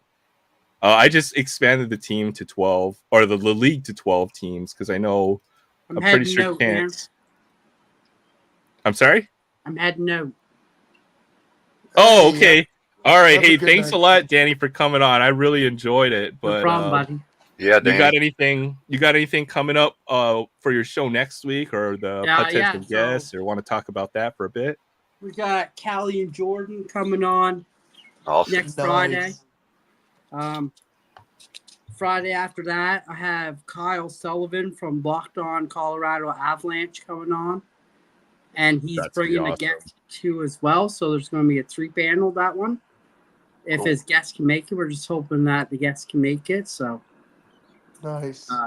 and then after that, Friday the 13th we're having the football takeover on the channel for the night. So that'll be fun. That'll be fun. See how that Looking forward goes. to that. Great guests. We got myself, Aaron, Zach Collections, and Vince Sports Card Ripping Teacher coming on. That's going Cool. to be fun. So That'll be a good cast. great lineup so far. Still waiting to hear back from a couple people that I messaged. Yeah, So just this like week, TV show Survivor. This week we'll have a bunch more. Yeah, it's been great Friday nights. I like to call it the pre-show to Aloha Friday, pretty much. So I'm the after party to the DM, the Hockey Talk podcast. I like to think of myself like that too. So Nice but job, no, Danny. great, Proud of you, man. great time. Definitely check out the live that was tonight on the replay. It was a great time with John Burgess. So we talked some Calgary Flames hockey, some prospects. Talked about some TTMs, stuff like that. So it was a great show. Yeah. Other than that, if you get on the show, you're going to get a sticker, one of my stickers, which is the Hockey Stick Talk Nation. Sticker people. That's And- awesome. Yeah, so you'll get one coming your way, Aaron, when you come on, and have some swag there. So, but yeah, no, definitely check it out. It's fun. We have a blast there. It's very laid back, and the chat's fun. It's all about the chat, really. They Yeah. stay engaged with us, and if you don't know hockey, it's a good place to be. It really is. And hopefully is. get Aaron a team. I don't even have a You know what? I followed basketball, football my whole life. I don't have a professional basketball or football team. So. Or baseball. Yeah. Oh yeah. Oh, football. Football. I do have my Raiders. Baseball. I don't have a team either. You know, I just follow whoever. I'm a fair weather fan. I follow the team that I like to watch at any given time. There's So. nothing wrong with that. Danny, great seeing you, man. That's kind of the way I am guys. with football. I only have Have a a great baseball night, team. Danny. Take We'll care, talk to you Danny. later. Have a great weekend. Good night, You Danny. guys. Have a Alright, great bye. one. You Have a too. good one. sir. See ya. See you, man. Danny's a great dude. For sure. That was fun to have him on. But yeah, Danny's got the DM the Hockey Talk podcast. So definitely go and sub him up. Check out his channel. He's always on a little earlier than my show. He goes on 2 p.m. Hawaii, which would be 5 p.m. Pacific, 8 p.m. Eastern. So don't miss that show because it's gonna grow. He's got a really good show. He's super knowledgeable about hockey. And the guests he's had on so far has been pretty impressive. So, thanks for stopping by. I do have something hockey related that I. Yeah, for sure. Now, yeah, we can definitely see what you guys got going on as well. Thing. Oh yeah, nice books there. Nice book collection there. What you got going on there? Not just joking. What's that? Oh, Zamboni. Zamboni Hot Wheels. That's hockey related, right? Yes. I want one of those. Zambonis are a 101 in Hawaii. I'm sorry, so. Kevin, but I have you beat. Duracell, really? It's my shtick on this If show. those are the same batteries from last week, Will, I will be very, very disappointed. They are the same batteries from last week. Sorry, man. Sorry. I got a whole pack of Bowman. You want to see what's in it? Hell yeah. Yeah, let's do it. Frank Thomas Hunt, 1990 Bowman. That'd be great. Man, I'm such a disappointment. And 40-year-old gum. Hey, what's up, Eat Tex it. Hockey Cards? Good to see you, Eat Tex. gum. It's got black stuff on it. I don't think. Okay, no, gum. don't eat that gum. No. That looks pretty wretched. Yeah, that looks bad. I'm just And it messing. did a bit of a job on the Alexis Infante card. Whoever that is, never heard of him. Yeah. Let's put that in the back. Lee Oh, Smith. Lee Smith, Hall of Famer. That the Lee right Lee Poland. Smith or Yeah. Andre Santana. Larry Oh. Anderson. I remember him. I'm not going to hold them to that. Otherwise, Kevin's appearance on the show is going to be very short tonight. Yeah, for real. That week, that gun. Oh, George Brett. Isn't he a Georgia native or from there? Yeah, I think so. I wouldn't swear I don't know, but who we got there? Is that Sean Dunston or? Yeah, I Hawk? bet it is. I think. Oh, it doesn't say. It'll say on the top. Looks like it. No, go up, flip it around again. No, it doesn't. It doesn't say. Yeah, it It's, doesn't I say. thought it would say on the blue part. Uh-uh. Doesn't say. Jay would know. Craig He Great. says Jerome Walton. Eddie Murphy. Okay. Eddie Murray. Ernie Camacho. I'm not even going to try that one. Bob Bob Walk Walk. Best name for a pitcher. and Mike Scott. One of best names for a pitcher. There are better ones out there. Oh, there is. For sure. That looks pretty gross. Yeah, that looks bad. Throw that in the trash. Jay Oh says my to eat the God. gum, but I'm not going to hold you to that because those black spots could contain, like staph. Like you're better off stepping on a rusty nail. That's all I have to say Yeah, about that's that. pretty gross. I don't have to worry about gum in these. There you go, 1990 Upper Deck, nice. Upper deck. Man, I opened so many of those. See, they could just put today's cards in paper with a little lead layer, and nobody could do the searching of any kind. Well, the thing with the Upper Deck wrapper back in the day, it was advertised as tamper proof, especially for this era. So, Yep. they had the foil packs for the Upper Deck. That was, throughout the 90s, it was really hard to open foil packs. There's a brave Jody Davis. I vaguely remember him.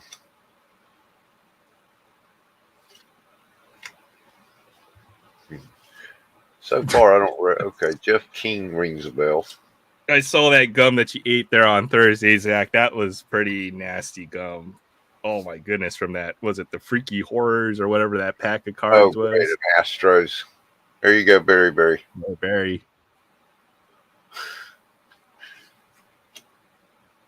Drew Hall. Oh, Drew Hall. Yeah. It's a great looking set. The big rookie is here. Is what Randy Johnson or no? Yeah. Kevin Brown. He was good. Senior Felix. Here's a rookie. Tom Drees and Chris Hammond. Oh, what a terrible pack. I think you have a choice now. You can eat the sticker, you can lick the packaging, or eat part of the wrapper, or you can eat the gum. And of the three, I think the sticker seems to be the most appealing of them. Yeah, it's nice and sparkly, right? Well, let's see what the football pack's got. 92 Upper Deck. 92 Series 2. Seeing that was one of the first packs I've ever opened of cards. That 92 Upper Deck. I remember that. Yes, that's that foil pack I'm talking about. Foil instead of having the paper. That's the foil packaging that they had I was talking about. Yeah, I like this. I like the design of this set with the marble looking. It was a nice set. I would like the look of these cards too. Steve Epman. Rookie for Steve Epman. Random McDaniel was scary. God, they're flipped every which way. Ed West. Willie Galt. I remember him. Oh, there's a Raider. Was a beast. Yeah, I was a Raiders fan back then. That's right. Flip somewhere. I have nothing wrong with the Raiders because I actually saw Randy Moss play for the Raiders when I was younger. Don't talk about Randy Moss and the Raiders. Willie Green. You just want to bring up the most painful things. I know, right? I am Thanks evil. a lot, Will. I'm evil. Eric Dickerson. That's your best memory of the Raiders over the last 20 years? Will, no, really? No, Eric Dickerson. That's the one you mentioned Raider? is the Randy Moss, the Raiders? Dickerson was a Raider? Didn't know that. Yep. Must have been like for that much time. Well, I had it right. He was a beast. Is that Herman Moore behind him? Looks like Herman Moore. Kevin Pritchett. That's funny because this is people I worked for that owned the card shop were named Pritchett, and their son was named Kevin. And that's where I opened all these. Hey, Boomer Esiason. Boomer Esiason. What is this? Looks like a Warren Moon. Yep, it's a Warren Moon. He was a great quarterback. Yeah, it was. Don Griffin. Eric Pegram. Don't know. That was a Raider pack. I know. Yeah. Andre Bruce. Raiders were good back in this era, so yeah, they got cards in the set. So well, that was with Antonio Brown. I remember that too, Zach. I warned everybody else I knew about. I wasn't optimistic about that signing. We know how that turned out to go. Oh man, my helmet. Oh my god, he was annoying. Well, that was some great packs that you shared. I really enjoyed that. I got some CFL cards, but there ain't nobody I've ever heard of in them. I wouldn't know what I'm looking at.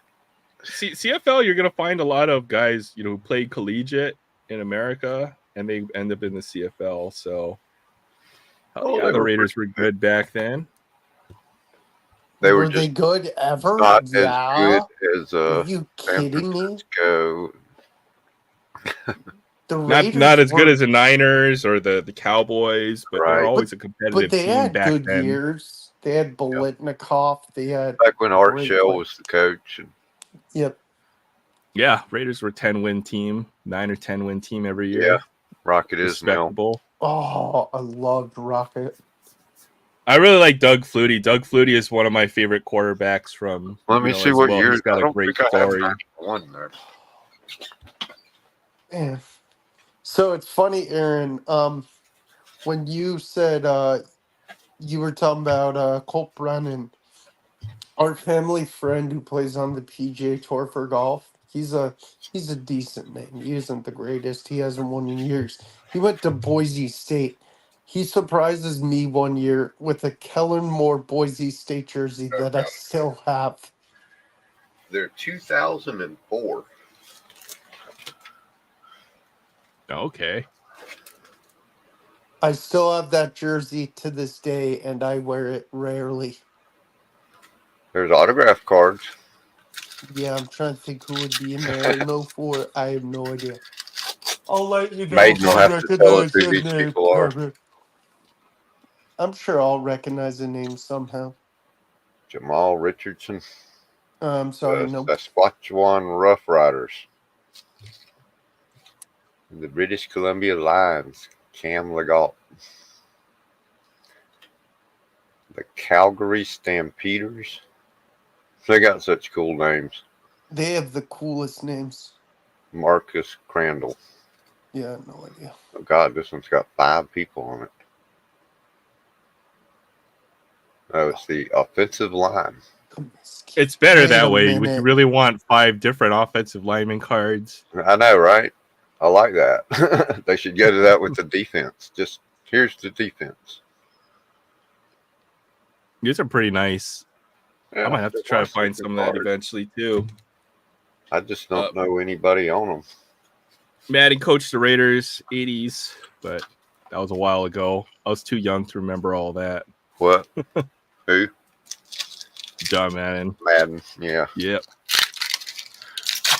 He was after Art Shell, I think. Yes. Yep. There's another offensive line. Yep, no idea. Oh. I thought I would know some names somehow. The Montreal Alouettes. Alouettes. Yeah. Alouettes. Ed Fallon. Milt Stegall. Another Jamal Richardson. And Bart Hendricks. The Edmonton Eskimos. Usually, if you're a fan of college football, and not the big teams, like the mid majors and other teams, are going to find a lot of players from those types of schools. Yeah. To go and continue their career in the CFL. Yeah, exactly. Good point, Aaron.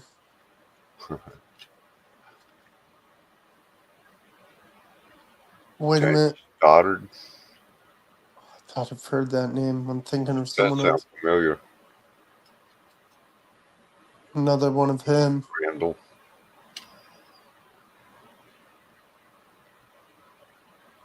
Was it Tony? Tony Miles. Well, I'm swiping the rest of them. How many more you got? Dang. Like 3 packs. Nice. My local card shop guy, owner, gave them to me because he couldn't sell them. Like, he bought a collection and they were in there. That's not bad to get some freebies. I don't mind that. He hooks me up pretty good. Yeah, I think the LCS that's why I prefer buying cards from like LCS or Walmart. Is you build a relationship with the even dealers at a card show. You build a relationship with the dealers, and they'll take care of you. If you're willing to spend your money with them, then at least the good dealers know this, right? So, Yo Murphy. That's an interesting name right there. Mike Pringle. Pringle. Yeah. Jackie Mitchell. And David Benefield. One more pack. I'd be happy to get an autograph even if I don't know who it is. Yeah. I think so. And even if you don't know who it is, you might find somebody who does. Mark Washington.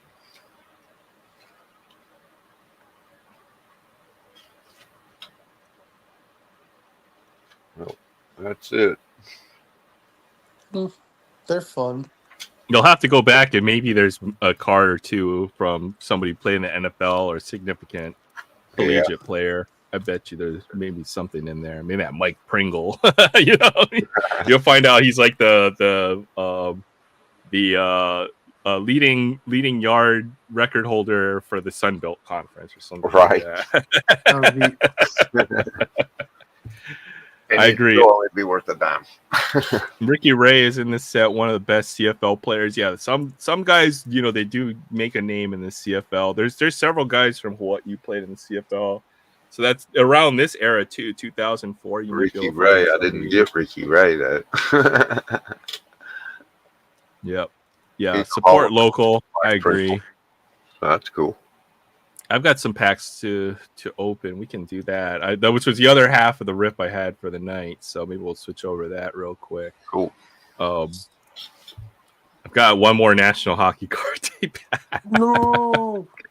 They strap them to the back of every box that I open now. So right. They gave me one for the box of credentials that I ripped open earlier. So I've got this National Hockey Card Day pack. We'll see if we can continue the luck. It'll be another Bedard rookie or mascot card in here. Can I give a shout out real quick to two people? Yeah, go ahead, that are Will. Part of the Amazing Friends. Shout out to Christina and Trev for being finalists for the Comic Book Community Awards. Trev was nominated for like Best Collaborative Thing and Best a bunch of things, and Christina is a finalist for Best Supportive Channel. So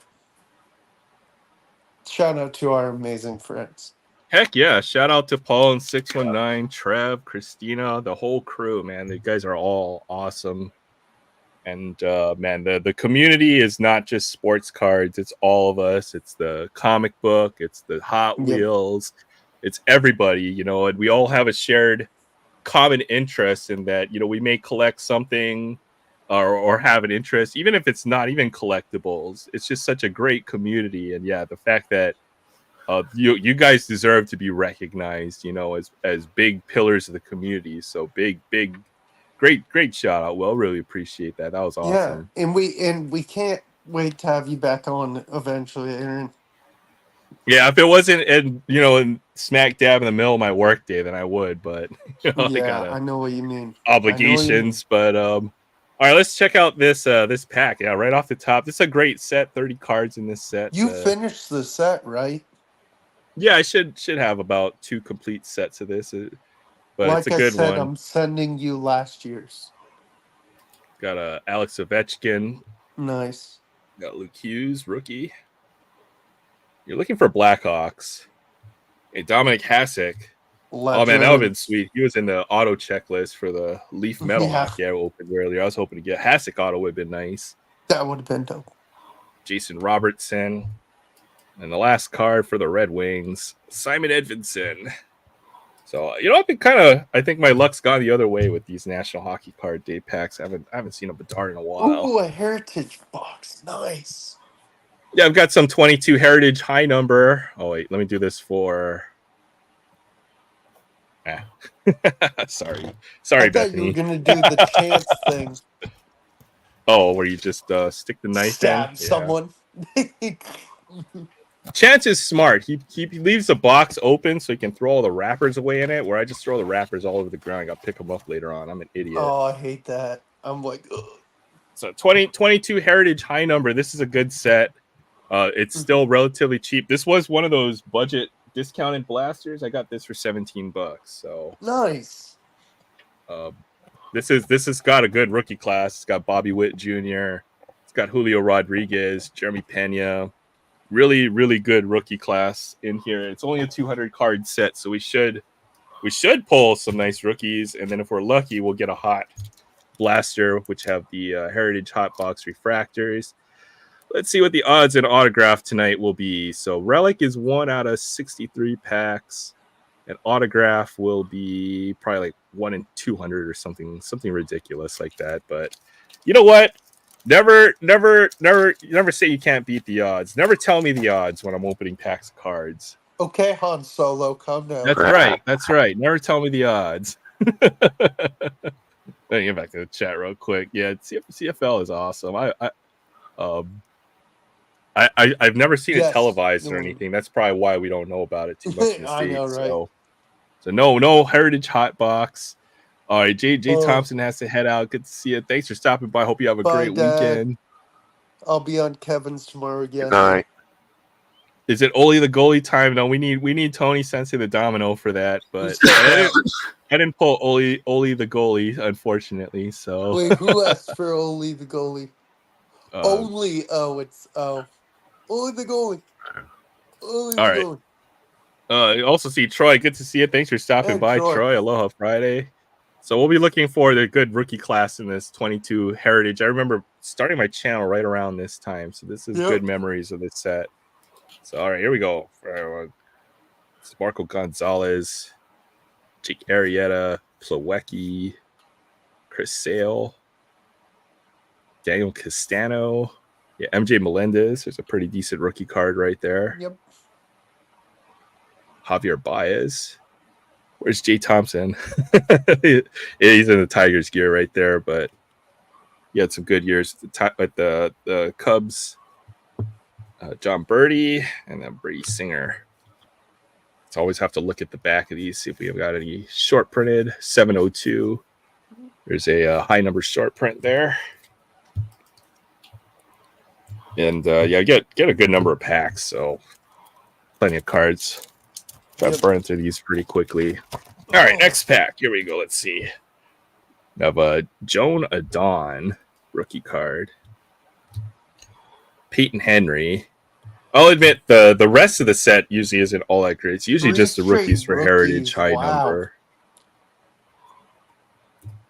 Nick Castellanos. And then there's a Spencer Torkelson rookie card. That's a decent rookie. That is a pretty decent one. He's been struggling, but he's still young. Yep. Only like 23 or 24 years old. Isaac Paredes.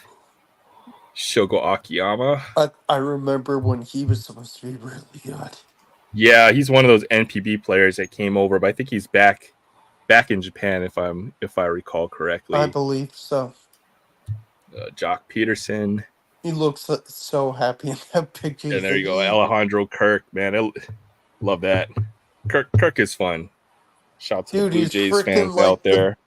Dude, Kirk and Big Dumper are the best. All right, next pack here. Let's see. This one felt thick. No, it's not. Oh, I do have a relic. I do have a relic in here. Yes. Big Chungus Kirk. That's great. Yeah, and then Joey Votto retired. It's unfortunate. Dude, I saw a video. It was like his best moments, like off the field. Dude, Votto is a funny dude. For sure. Kyle Bradish, that's actually a really good Orioles rookie. Yep. This is actually his rookie card. He's turned into be quite a good pitcher. Looks like a Yankees card here. Towers of Powers looks like A-Rod. Who's that on the left? No, that's really Stanton and Judge. Stanton and Judge. All right. Alize. Man, these names, Justin Bruhiel. Kendall Graveman. Hey, Elliot Ramos, there's another good rookie. He's doing pretty well with the Giants. Yep. One of the regular players. I already showed the Kyle Bradish, didn't I? Oh, that's because of relics right underneath. So, all right, we do get a relic. We do get a relic hit clubhouse collection. Sometimes these can be autographed. You never know. Wait. Ooh, oh, that's a really good one too. I'll take that right there. Juan Soto bat relic. Yeah, that's a nice little pull there. Aaron.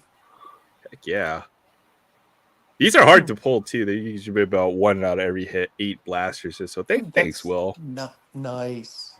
Yeah, Juan Soto. You know what's good about this too? It has a nice image on the relic card too. It's not just a relic. That's actually a really nice card. And it's not just him standing there like It's like a pose. Let me molest the bat card for a bit. Aaron, how dare you? The bat feels violated now. It's like Yeah, it's I can never unfortunate be he didn't get to used play. again.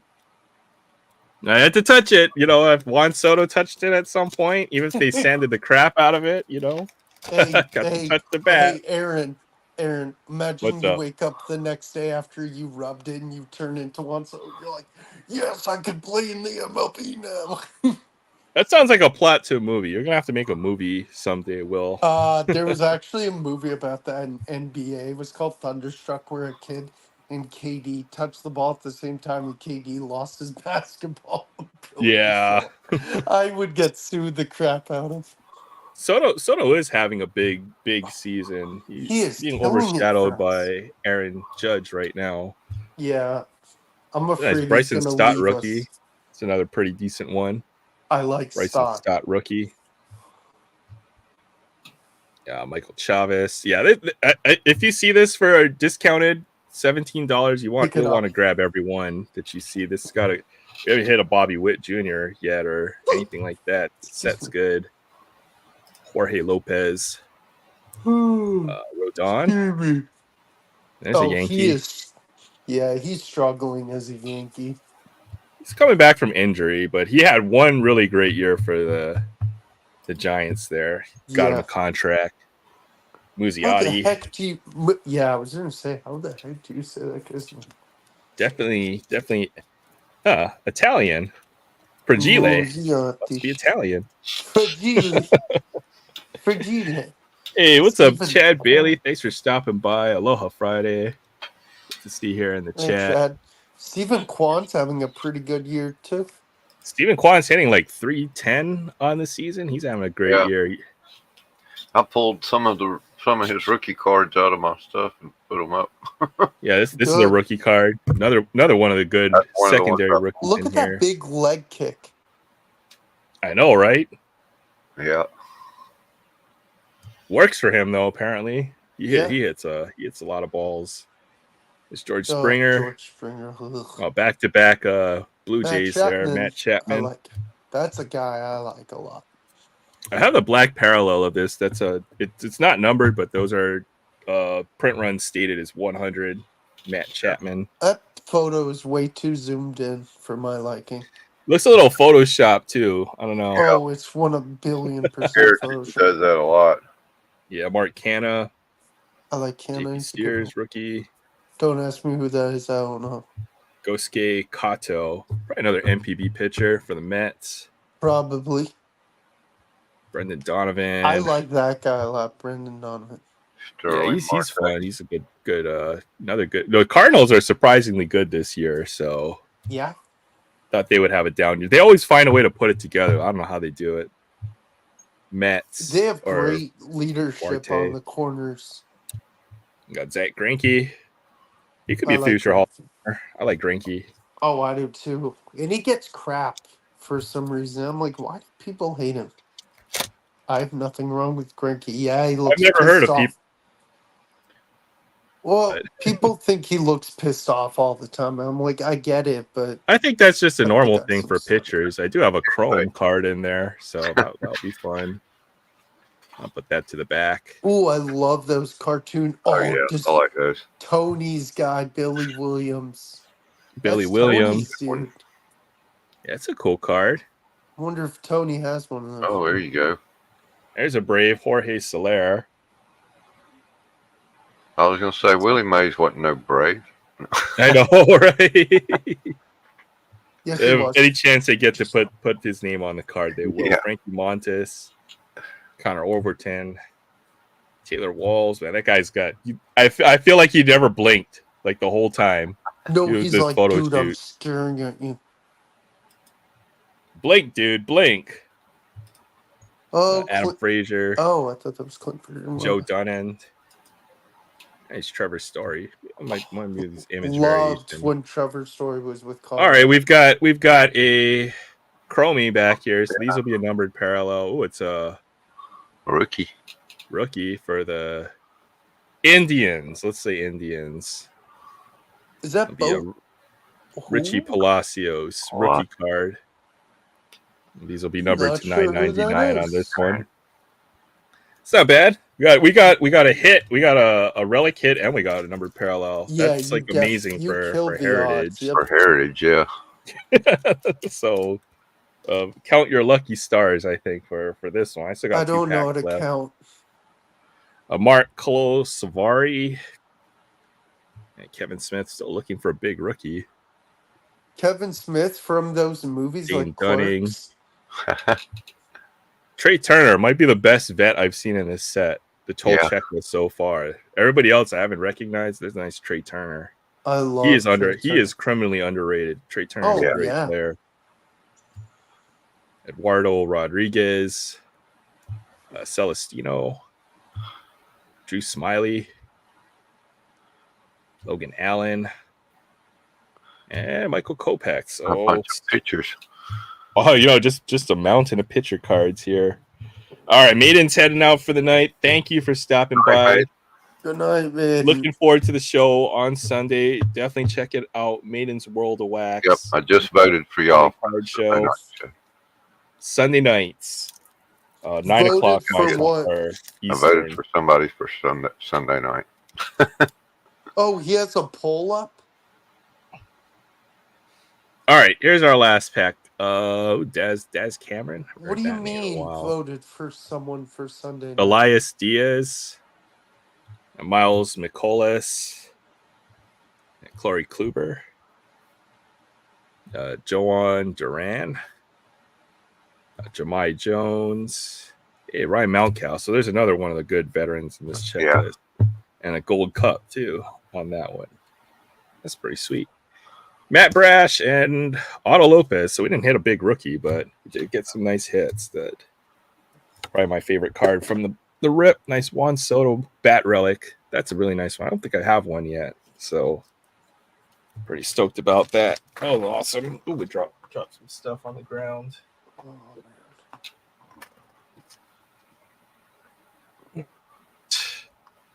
That was pretty much everything I had to rip. Maybe I have some Pokemon lying around, but other than that, I've just got some hockey cards here. I'll do a pack of hockey for Maiden to go on the road. How about that?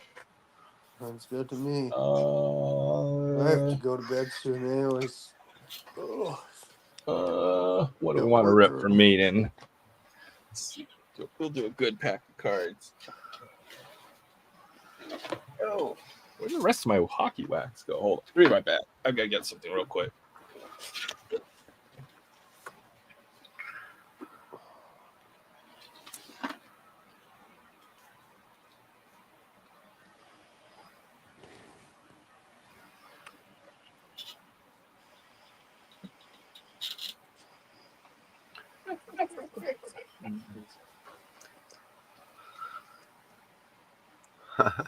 We'll be right back. There it is.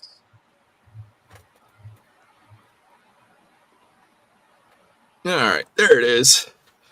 All right, Zach, thanks for stopping by too. Hope check out what is it, the Thursday pack rip? I can't remember. I love it because Zach spins. Thursday. Is it 3-pack for no, not that Zach. It's like an oddball pack rip, but he does it. He's got this giant box of cards with all these packs, and he spins the wheel, and it's crazy. I love it. It's like junk wax. Ooh, these are Magic cards. Oh, we'll do a pack of Magic for Zach on the way out. How about that? I got this. It's a T. I'm not going to be able to open it, but I'll be opening this tomorrow night. Okay, yeah, hold on. My camera froze, so. Ooh. Nice. I went through hell this morning to get that. Is that the new Lorcana set? Yeah. Shimmering Skies? That looks pretty retail sweet. Release today. Was it expensive? No, it was $50, but I got up early this morning, right? I saw it on the Best Buy, and it said one remaining at my store. So I paid for it. I go to the store at about an hour after they open. Well, we don't have it, which I'm like, well, okay, I'm not really surprised. Refund my money then.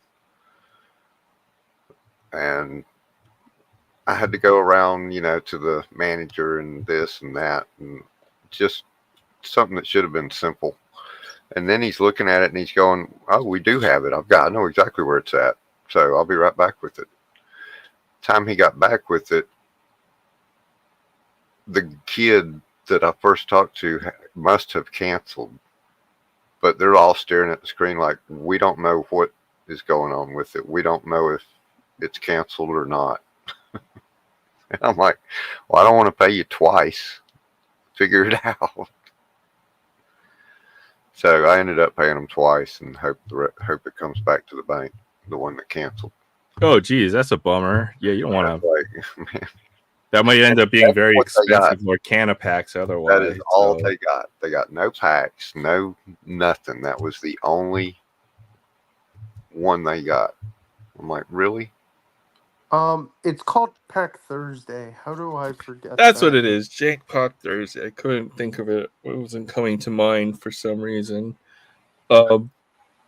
That's I know it's a new release, right? If it's a brand new release, it's always hard to find Monday it. they'll have tons of it at Target when they restock, I bet. Exactly, until they get in stock. And if I drove up to Macon's Best Buy, which is a bigger store, they had plenty.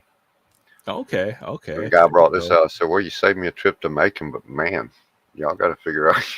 I've been here for an hour just trying to figure out why I can't just get my pre-order. Yeah, well, these kind of stores, they have so much stuff, right? It's a logistics, or you're trying to find one. It's almost like finding a needle in a haystack, right? In the big, and it comes with dice.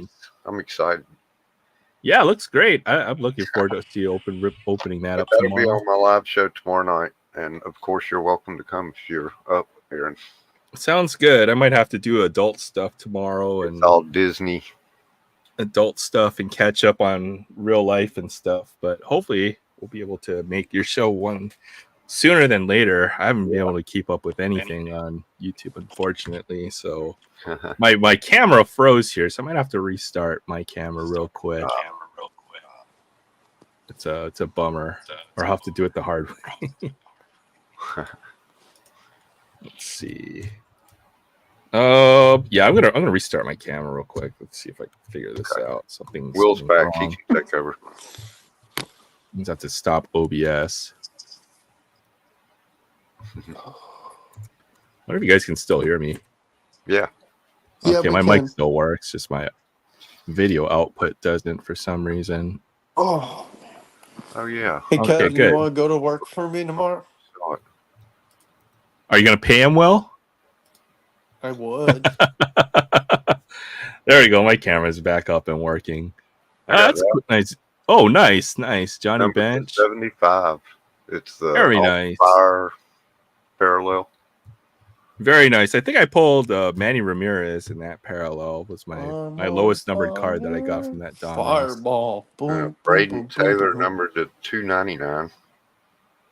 That's a nice card. Whoever he is. Maybe you'll know in a few years. Jackson Holiday Bomb Squad. There you go. And a Henry Davis patch. That's pretty sweet. One blaster.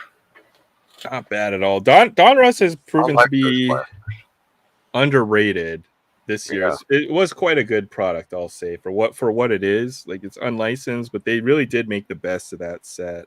Mm-hmm. I was an idiot. I bought one more Topps Chrome Blaster. No. I did pull pretty well from it, so. Oh, let's see. Yeah, let's see it. Your stuff, yeah. So I got a Jackson Holiday rookie card. Nice. Definitely looking for that one. There's that's right. Jason Dominguez. There's the Jason Dominguez base card. Yes, sir. And then a Aaron Judge.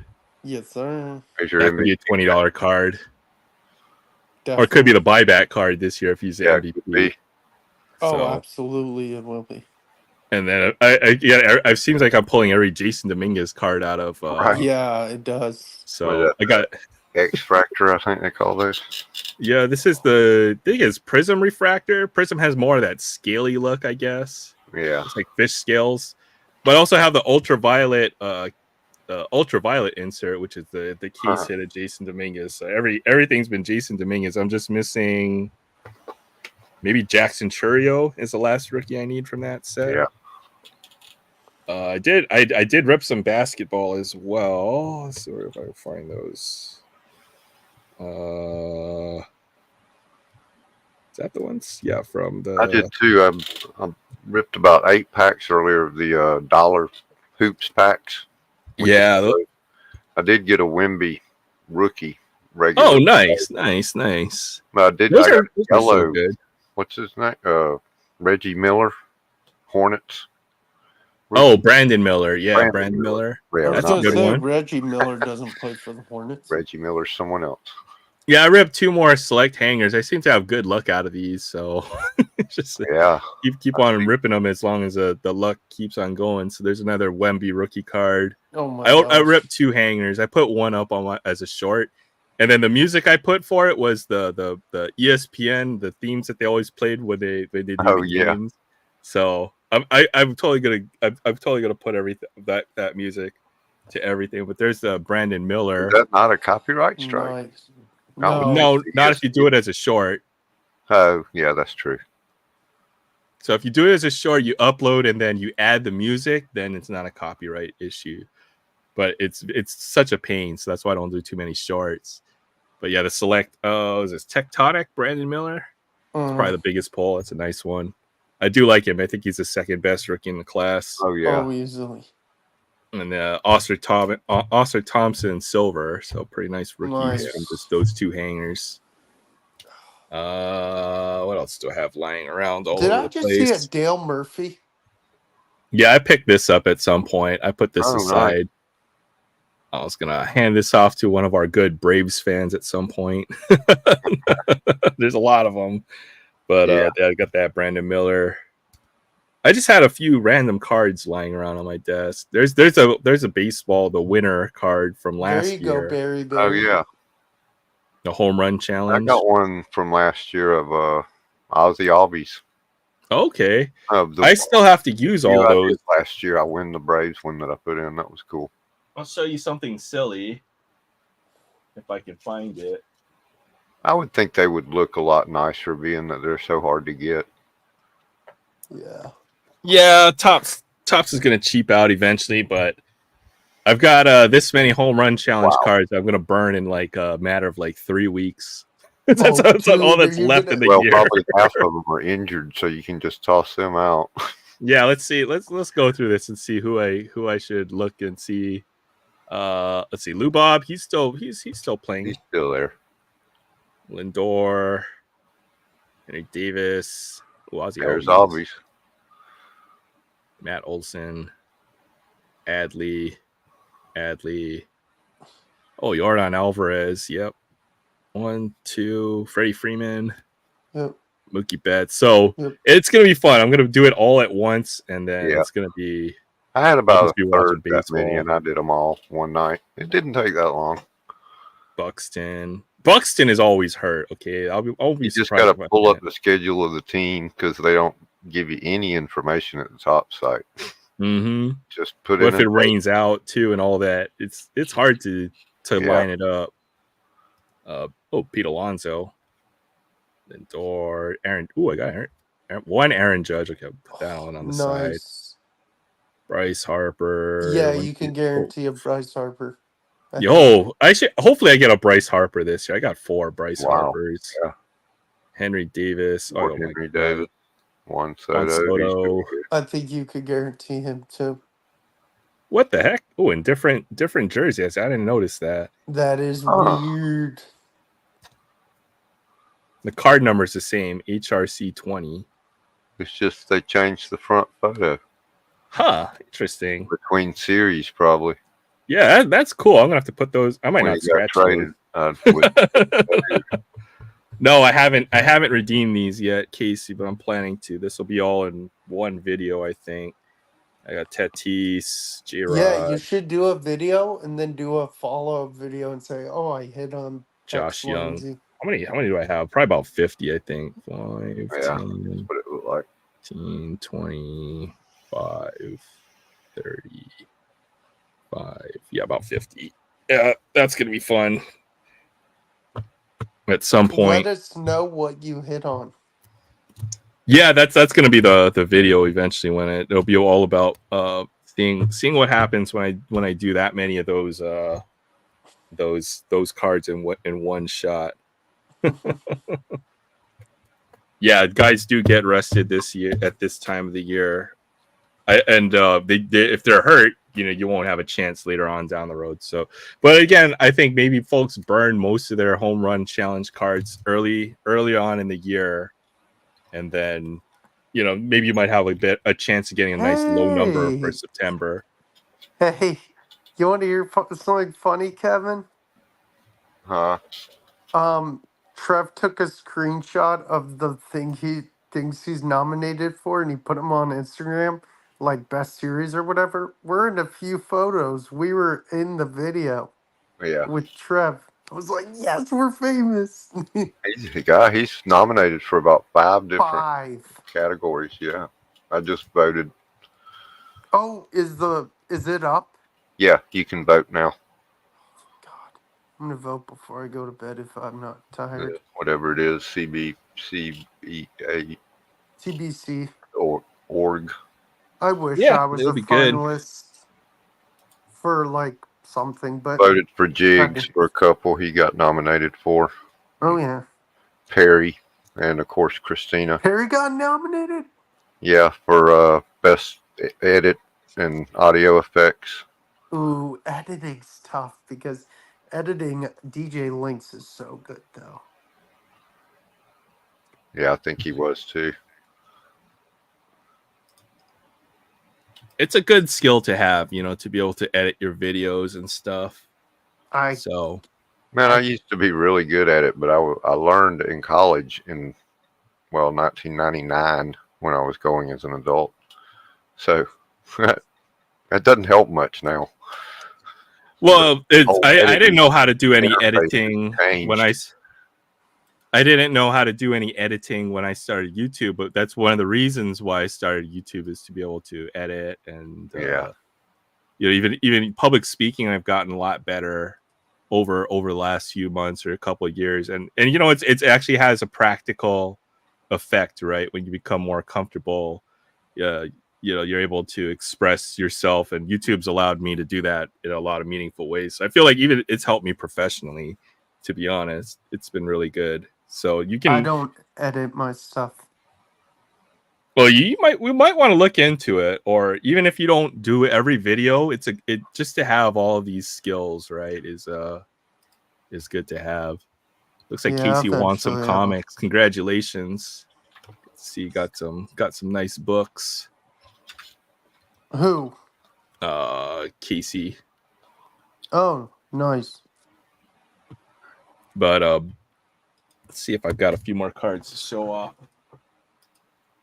Mostly I've just been trying to sort everything, and I haven't had a whole lot of time to actually go and get my stuff organized.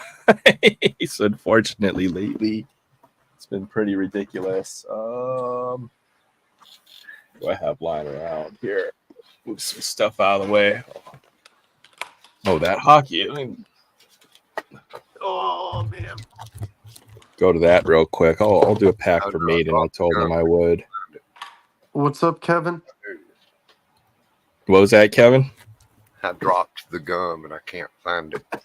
Oh no, because if you step on it, it powders all over your right. I don't know, kind of floor. You might end up with like an airborne disease or virus. Just drop of water on it, it might just start growing. Yeah, I know, right? Like a damn gremlin. We got a Dazzler in there. Kosnesny, Voracek, Gordy, and Blue Dazzler, Samuel Fujimo. Might be a rookie. It's a pretty cool one. Do we know any Kings fans? I don't think I know any Kings fan. Kucherov is a good one. Oh, no. Peterson. Zibanejad. That was a Rangers pack. I like Zibanejad. Yeah, he's fun. Taylor Radish. Didn't have too many packs to open. That Leaf hockey he set me back. So, oh man. All right, let's go dig up a box then. Too. We'll do that for a little bit. We probably won't be on for too long tonight either. I've been running pretty ragged. I had to take a nap before this, and then even then, I'm like, Oh, dude, naps are the greatest. I know, right? Get the occasional 1 hour nap here and there. Oh, dude, I nap before work. If I work in the afternoon, I nap after work. Yeah, the other thing, you don't want to spend your whole life sleeping, so I try to limit it. I'm fine. When I get the chance. Well, I guess Pokemon. Kevin, I'm gonna vote. Yeah, you may as well. I'm gonna try to find the link for that. I'll make sure to add some. You want me votes to too. drop it in the chat? You're more than welcome to, Will, if you want to. All right, we'll do some Pokemon. How about that? I just dropped it, but I'll got send some it Shrouded to you Fable individually. lying around. Yeah, I've opened a good bit of that. It's a pretty nice set, I would say. I've enjoyed it so far. I think this is the best thing I've gotten out of it.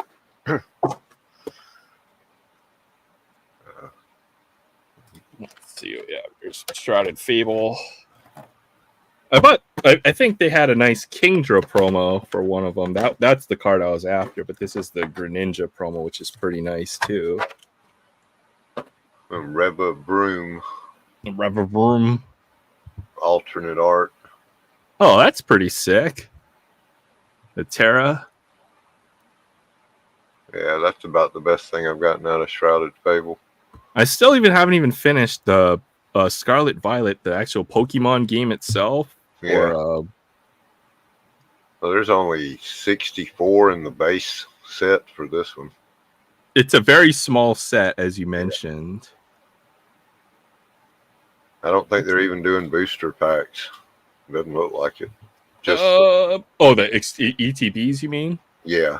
Yeah, I haven't seen any ETBs. It seems like a really small set, so I'm not sure what the deal with this is. It almost looks like just single boosters. I haven't seen any of those. Just the 10s and the special packs like you got.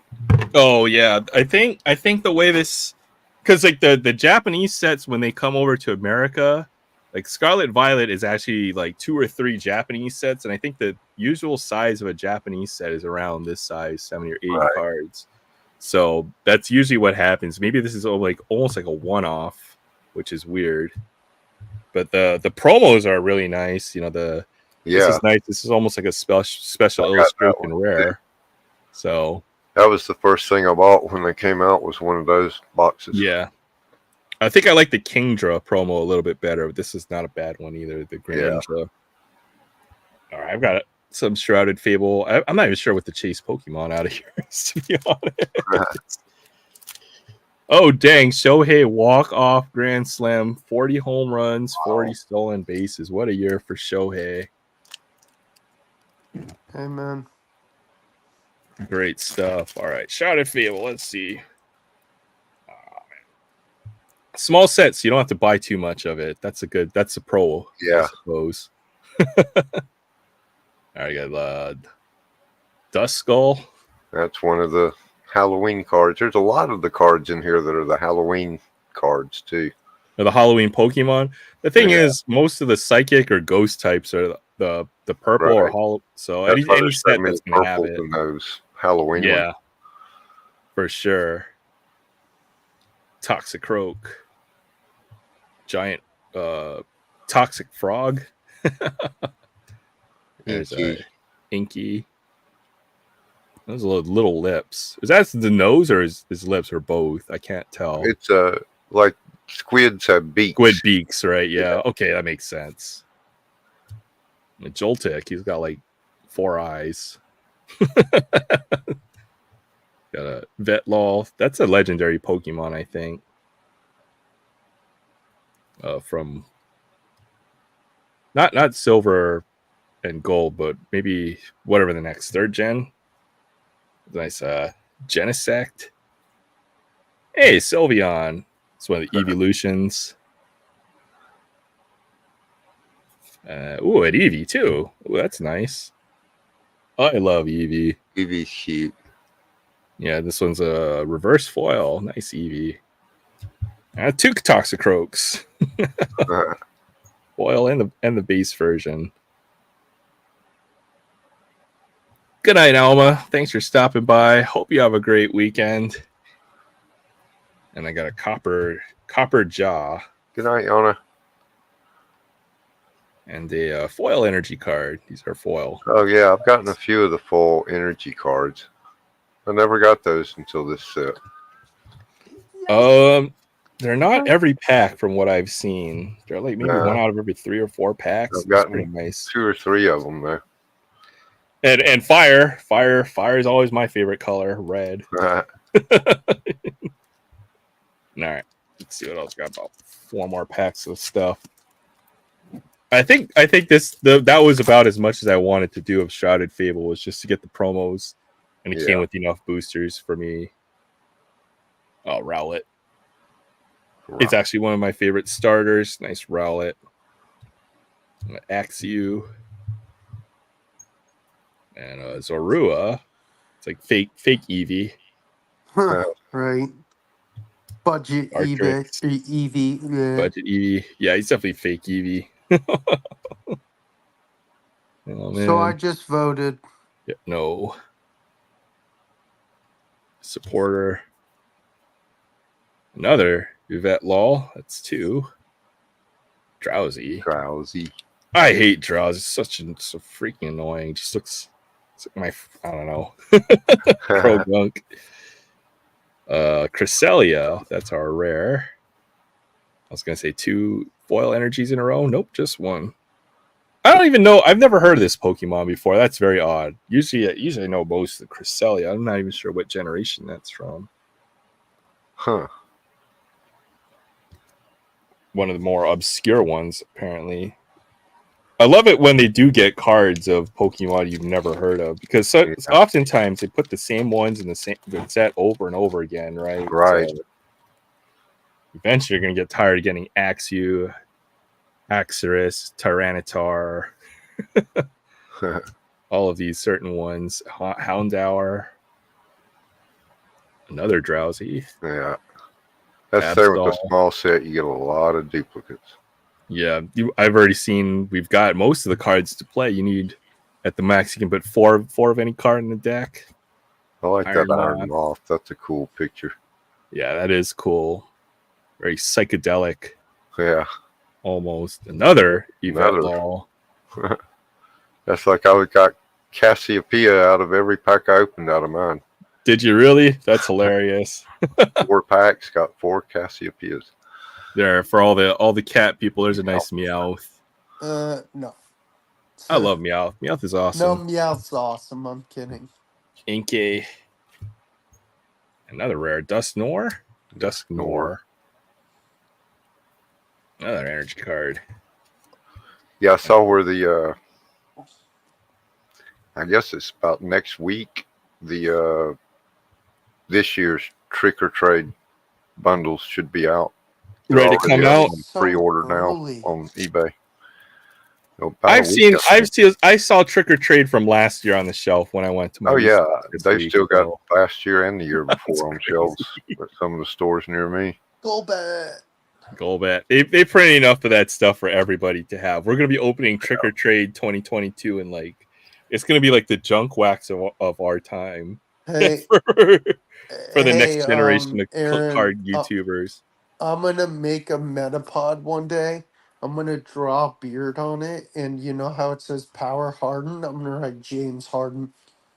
You should do it. Drowsy, Kyurem. That's the other legendary. Yeah, I'd love to see you do that. That's awesome. I feel like I've seen that somewhere. I think it's a meme. Decidueye. Another Hypno. Oh, Copperjaw. It's like a. Huh. Oh, it means Q-Fant's in this set. Where's my Q-Fant? Oh, that's cool. Blood Moon Ursaluna. Yeah, that bear is not to be messed with. It's pretty wild. It's like a druid or something. And a Tapu Bulu. What another Royal Energy excuse me, card. what did you call me? No. You heard what I said. You heard what I said, Will. Ooh, well, I'm gonna do like Yana, and I'm gonna be heading off. All right, I got this last pack. It might. Yeah, I'll stick around for the last pack. It might be a short I'm show going tonight. till Which is Aaron fine. goes. I know he said probably not much longer. It's Eevee, Dusclops, Horsey. Ooh, I like that Horsey I art. love Cool. Horsey. There's a Q-Fant. Q-Fant's awesome Is that too. like an elephant thing? Yeah. Another. I got a whole play set. That's got to be like there the you go. one. You got one out of every pack, like I did the Cassiopeias. Oh man, maybe yeah. That's very odd. Genesect, Hourglass. Seen those. Houndour, Weavile. I got something really nice back there. Another basic energy. Another code card. Let's see what this is. Pekarunt EX. I just said, Pekarunt. That's nice. Cool. He's like, I got one. I was getting scared there. That was my last pack. I was Good like, night, Kevin. Good. All right. Good night, y'all. All right. Good night, Kevin. See everybody tomorrow. Have a great weekend. If I don't talk to you, I'll try to make it on for tomorrow. But oftentimes, man, I got to do adult stuff. Unfortunately. Let's see. Make sure you sign up for the Survivor pool sometime real soon. Oh yeah, for sure. Try to get me on Insta, and then otherwise I'll forget. But I want to try to pick. I'll stick it in the chat for anybody else that wants to sign up. Yeah, there you go. I'll pin that up for a little bit. Password Dale Murphy. So yeah, easy to remember. Password Dale Murphy. All right. Thanks a lot, Kevin. Appreciate you always coming on, man. It's always an honor and pleasure to have and be able to talk and see what you got going on. So good to see you again this week. I'll see you tomorrow. See you tomorrow, Will. Looks like you're about ready for bed too. Oh, I am, but I'm going to bed after Aaron's live. Yeah. We'll go for a little while longer, Will, and then we'll probably head out. How many minutes I got like 30 at least. All right, yeah, we can do another half hour. Christina. And good night. Talk about all the. Good night, Kevin. And good night, Eric. Kevin. Talk about all the happenings in the sports world. How about that? Since I know this is like the sports segment, it'll be you and me. Will talk about. We got football coming up. We got basketball. It will be in a couple of months. We got college football is about to start. College football. We have one game on Saturday, and the rest of week 1 starts the next Saturday. Are you hyped for college football? Who plays the first game for? Well, I'm a Clemson fan, and we play Georgia, and I'm working during that day, so I'm nervous. I think we're going to lose to Georgia. You guys play Georgia week 1. That's a pretty brutal. I thought usually they'll play their non-conference games, but that seems a little. We are non-conference. Oh, that's right. Georgia. You guys are non-conference. You guys are ACC. Come on, Aaron. No, it's okay. The whole conference realignment stuff is a mess anyway. And then we got the Pac-2 debut of the 12 team. We got the debut of the 12 team playoff this year. That's true. The conference realignment, you have a Power 4 now, right? And then you have the Pac-2, which is like Wazoo and who else got left behind? Yeah. So the whole thing with the Pac-2, Stanford, I think.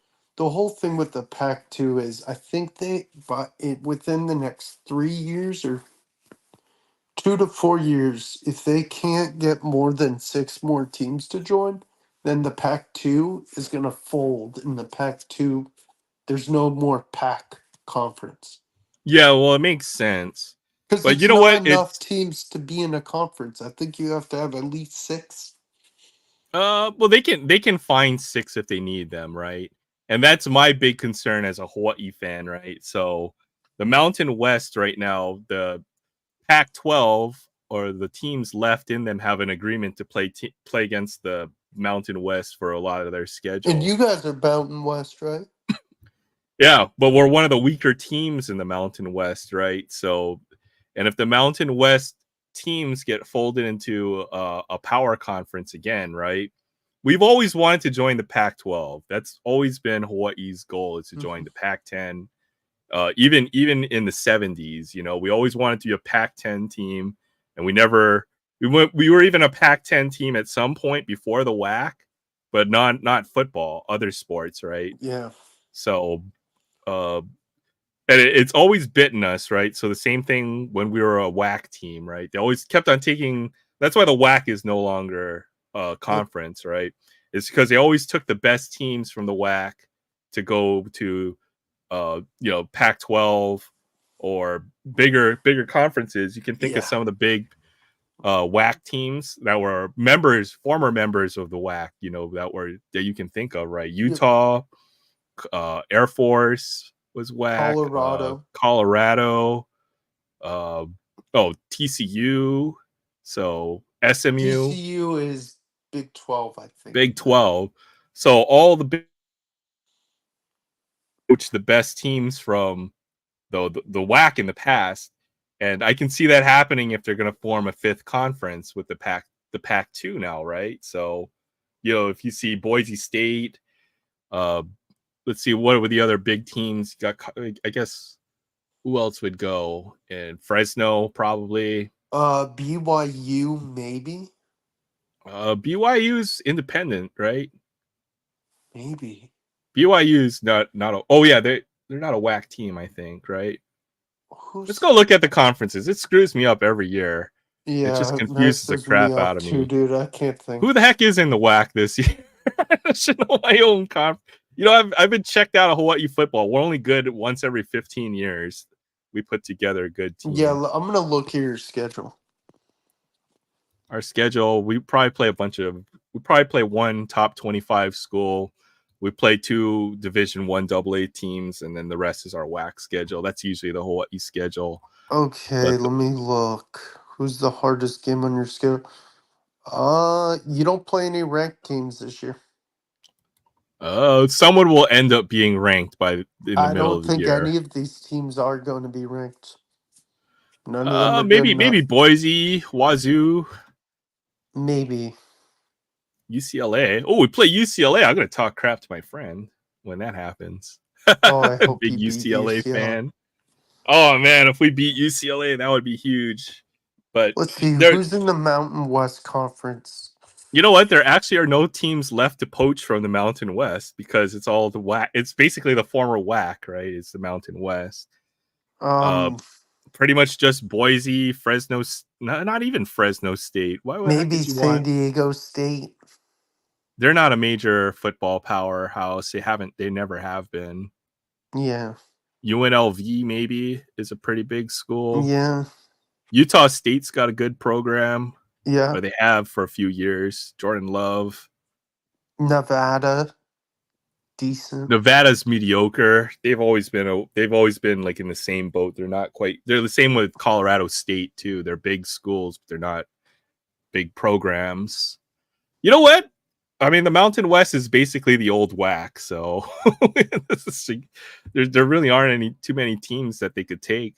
All the good teams have joined the big conferences. Even when you look at, I'm trying to think. And looking at some of the other mid-major conferences that they have. You know, I should just share my screen. We can look at this together. I'm looking at former U of H alums. Oh, former UH alums. They all came in after 2010. There aren't too many of them, but that's kind of when our run ended. Is I'd say 2004 to 2012. We were a really good, fun team to watch, and then lately it's been pretty rough. I'm looking through this. Conference USA doesn't even have too many teams left to take. They've taken all the good teams from the smaller conferences.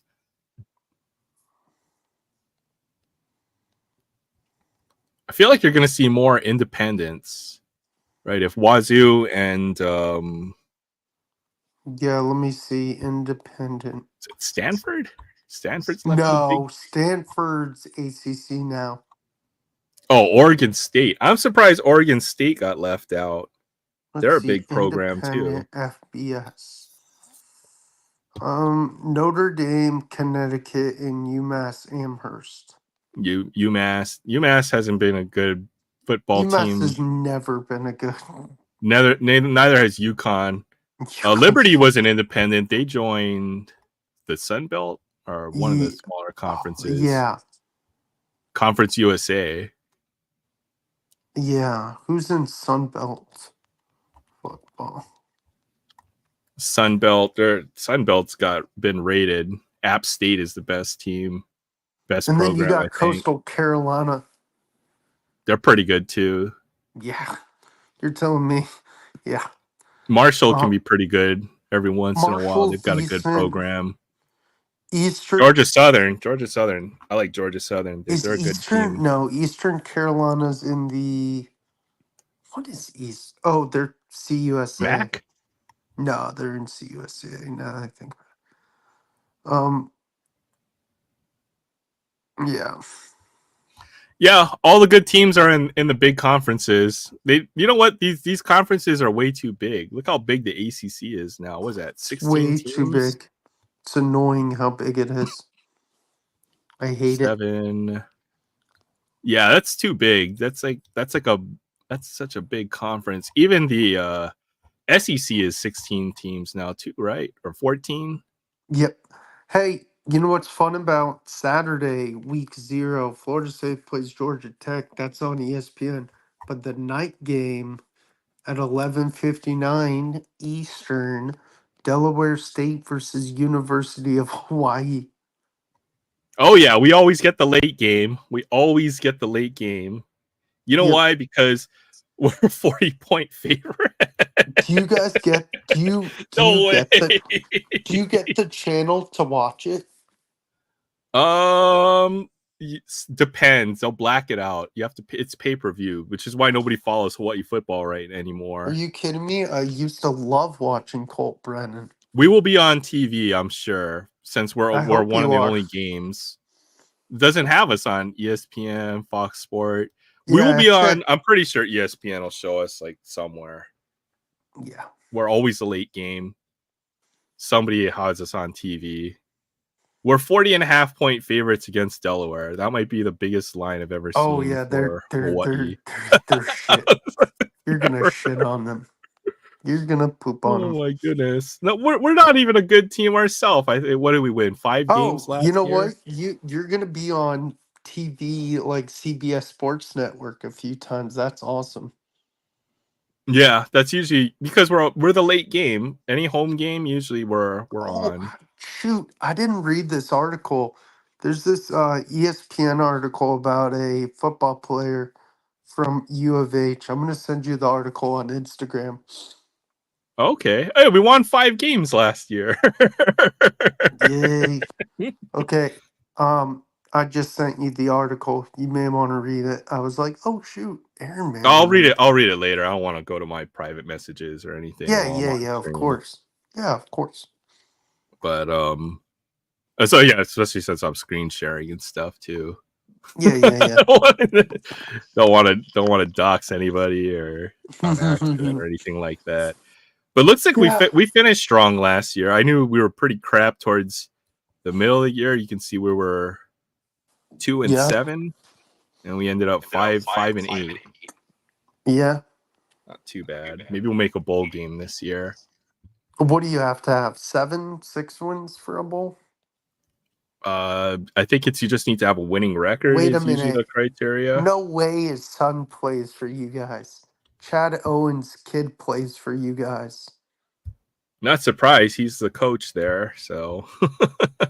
Didn't he play for you guys too? Yeah, Chad Owens is one of the greatest returners in college football history. We'll look some Chad Johnson or Chad. Let's look up some Chad Owens highlights. Chad Owens, wasn't he a Panther for a bit, and then I believe he dropped 3 fumbles and then got kicked off the team. that was Chad Owens in the NFL.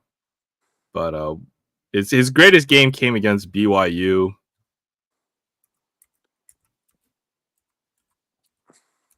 Versus BYU. So BYU comes into town. They're ranked like number 9 on the year. They're undefeated. They're 12-0, and we beat the crap out of them. Nice. It was glorious. We always have BYU's number. Oh, But oh look, this is him playing in the CFL. He was such a good punt returner, or kick returner. Would have made a great special teams. He was kind of like our Devin Hester. Yeah, let me look. Oh yeah, dude, he was fast.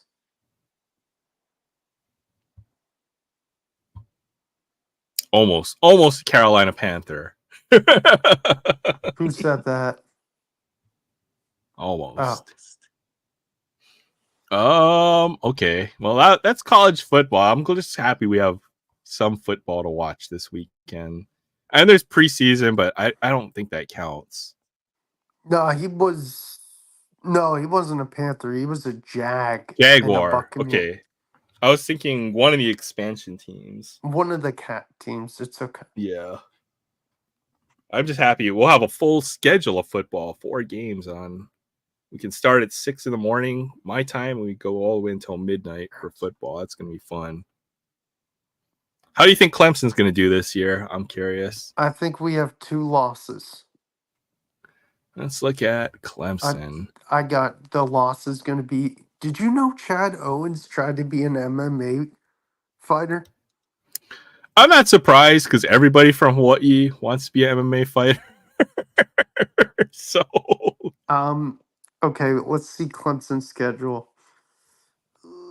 It's always tough in the ACC. You always have a tough schedule. So Georgia loss, App State win, NC State win. NC State's going to be tough because they've played us tough recently. I think the only losses we have are Georgia and Florida State. Yeah, last year was shitty because we lost to Duke. Oh, that's right. You guys lost to Duke. What the hell? Yeah, dude, we played like shit that game. A tough schedule. Looks like you went 4-4 in your conference. Somebody's gonna upset you, but you guys will beat somebody you're not expecting to beat. That's the way I hope it's like Florida State because I don't think we're beating Georgia. I think exactly. You guys could beat Georgia week 1, or you guys can beat Florida State. I'm sure you want to beat Georgia. The only thing that scares me about the Georgia game is I think it's in Atlanta. They're playing at the Falcon Stadium, which gives them a great home field advantage. And then we have to play at Florida State. Okay. Oh, is that Kate Klubnik? Yeah, I like him. He needs to improve on a few things, though. Just looking to see who your quarterback will be for the year. So yeah, our running back's good too, Phil Maffa, and then we have a good wide receiver, Tyler Brown, and a good tight end, Jake Briningstool, and then we're bringing back a really good defensive linebacker named Barrett Carter. Yeah, I'm excited. Okay, yeah, I think Clemson's always a good. You know what, the way that team works is, you guys can be a national contender every year. So I wouldn't be surprised if you guys have a better than expected year. I hope so. Hope so. That's what I'm hoping. What about the NBA? I have not dissected a schedule yet for the NBA. Well, maybe not the schedules, right? Because we know everybody's going to play each other about 3 or 4 times. Games are out already. I don't even want. Well, yeah, but I mean, who do you think are going to be the teams that are going to have? I think Boston's interesting years. I think Boston's still the team to beat. I agree. I don't see anybody. It's always just so top heavy in the East. And even the teams that were supposed to contend with the Celtics aren't. Like the Bucks, the Sixers were not good this year. Yeah, And then but the you know teams what? that The are, Sixers have Paul George now. oh yeah, well, Paul George is not a winner. That's the No. problem with that. Paul George he's If I such had a to pick great someone, player. if I had to pick someone from the West, I wouldn't know. The West is so hard to pick. It could be the Suns, personally. KD, Booker, Beal. I know they struggled a bit last year, but who No, it won't be the knows? Suns. Same thing Yeah, with though that team, that chemistry. I don't think if they had two balls on the court at the same time, the Suns would win every game. But but they don't. all three of them have to share, and it doesn't quite work, right? So Mhm. you need more than just the best scorers. You need guys who can help the best scorers score even better. That's what it's all about, basketball. Yep. Yeah, I wouldn't know who to pick from the West. The problem with the Sixers is they never have any depth. Yeah, exactly. They have Maxi and Embiid. They're fine. But after that, the talent drops off. Well, you usually play about 7 or 8 deep. The best teams like the Nuggets, they can play 10 guys on a night, and all of them work just as well together with each other. I Same, agree. pretty much the Celtics too have been pretty deep for the last years. Dude, the It's Celtics not, run. The Celtics yeah. probably go like 10 deep. The Celtics are, yeah. That's what wins the championships is Exactly. the Like their depth. depth is so fun. Like you got Derek White, you got Peyton Pritchard, you have Al Horford, who still hasn't surprised retired. But I know. I thought Horford, he's had one of the longest dude, careers. I thought Horford after this year's ring, I thought he would have been like, "Yep, I'm done." Like Horford was old like 6 years ago when he was probably with Yeah, the Hawks or something, yeah, Like, dang. Horford's in his later years. But he The still good, contributes, right? He still knows what he needs to do to make the best players on that team even better. That's what basketball is all about. It's not necessarily the best scorers. Sometimes the best scorers can carry your team. yeah, no, you're right. We've seen LeBron James do it, but How old's oftentimes Horford? 38. 38, and he will be playing his 5th, 10th, 18th season. Jesus Christ! I remember when he won the national championship in Florida, back-to-back years. I remember that. Who else was on that team? Was that with Joe, Joakim Noah? yep, Joakim Noah, Corey, And and Corey Brewer. they had one more. DJ Augustine was on that team. No, Corey No, Brewer, Joakim Noah, and let's see. another point guard type player.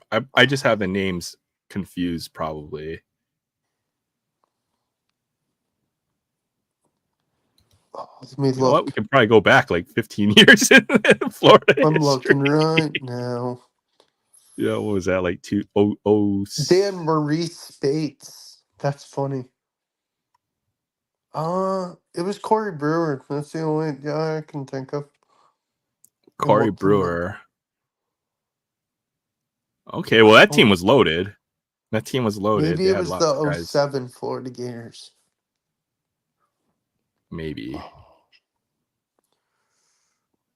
Maybe I'm just confused because this was so long ago. 05, 06. Yeah, it was no one else. It was Right? Corey Brewer. Yeah. They I won swear, back to my back my my national. brain after all these years, man, has just gone. Dude, my brain all the time goes kind of weird too. You have to. There's every year is like another year of stuff you need to remember, right? Eventually, your brain just can't handle it. Is what I've found. Yep. The Pistons, I think, will be another hot mess this year. The Hornets are gonna suck too. I think the Hornets could be better. They've got good players on Slowly. that team. Who's the coach for the Pistons this year? Oh God, they just hired someone. Didn't I they forgot. hire a new coach? And I thought it's one. JB Bickerstaff. Yeah, he's gonna be good for the. I think he's gonna be a good coach for the Pistons. I have high hopes for the Pistons every year, and they just haven't quite gotten there yet. They seem to have the players, but Yeah. right now they're kind of a glorified AAU squad. So it's like the Pacers. Who else we got? The Pacers and the Thunder are a couple more teams I've got my eye on this They're year. young and hungry. Yep. I really like the way the Pacers play. What the hell? I'm sorry, I just read a weird article that Krispy Kreme released a donut called Dr. Pepper flavored. Are you serious? That sounds delicious, actually. It sounds delicious. Oh, hey, what's up, Titus? I didn't even see Titus pop in. What's he dropped up, in like a few Titus? minutes ago. I was looking at my screen, and then I wasn't even watching the chat. Oh, shoot. Why am I big right? Oh, I'm on big screen. I've been looking at the chat. Good to see you, Titus. Oh, Christina went to sleep, too. Good night, Christina. Good night, Christina. Hope you have a great... I'm right behind you shortly, Christina. Yeah, I won't be going too much longer. Oh, the Kings, too. I think the Kings can make some moves. Dude, they got Fox. They just got DeMar DeRozan this offseason. I think that's a good fit for them, too. He's a really good mid-range player. And you got DeMontis Sabonis. Sabonis, yep. I love Sabonis, how he plays. I'm a big fan of Sabonis as well, too. Yeah, he's a stud. They're a pretty deep team, the Kings, too, I think. They're going to... they've got the right pieces on that team, so... Dare I say they're the best team in LA? The Kings? Yeah, maybe. Or California, maybe. Possibly. They'll be better than the Warriors, I think. I think the Lakers are going to struggle. I don't think they'll be better than the Lakers. I still think the Lakers are going to struggle.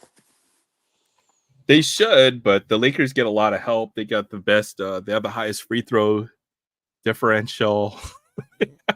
I think they have other things going for them. I think the Clippers are debuting their new arena this year too. The Clippers are going to be... Obviously, they missed their window. They're going to be rebuilding. Oh, heck yeah! Yeah, Clippers. Who's left on the Clippers? Cool.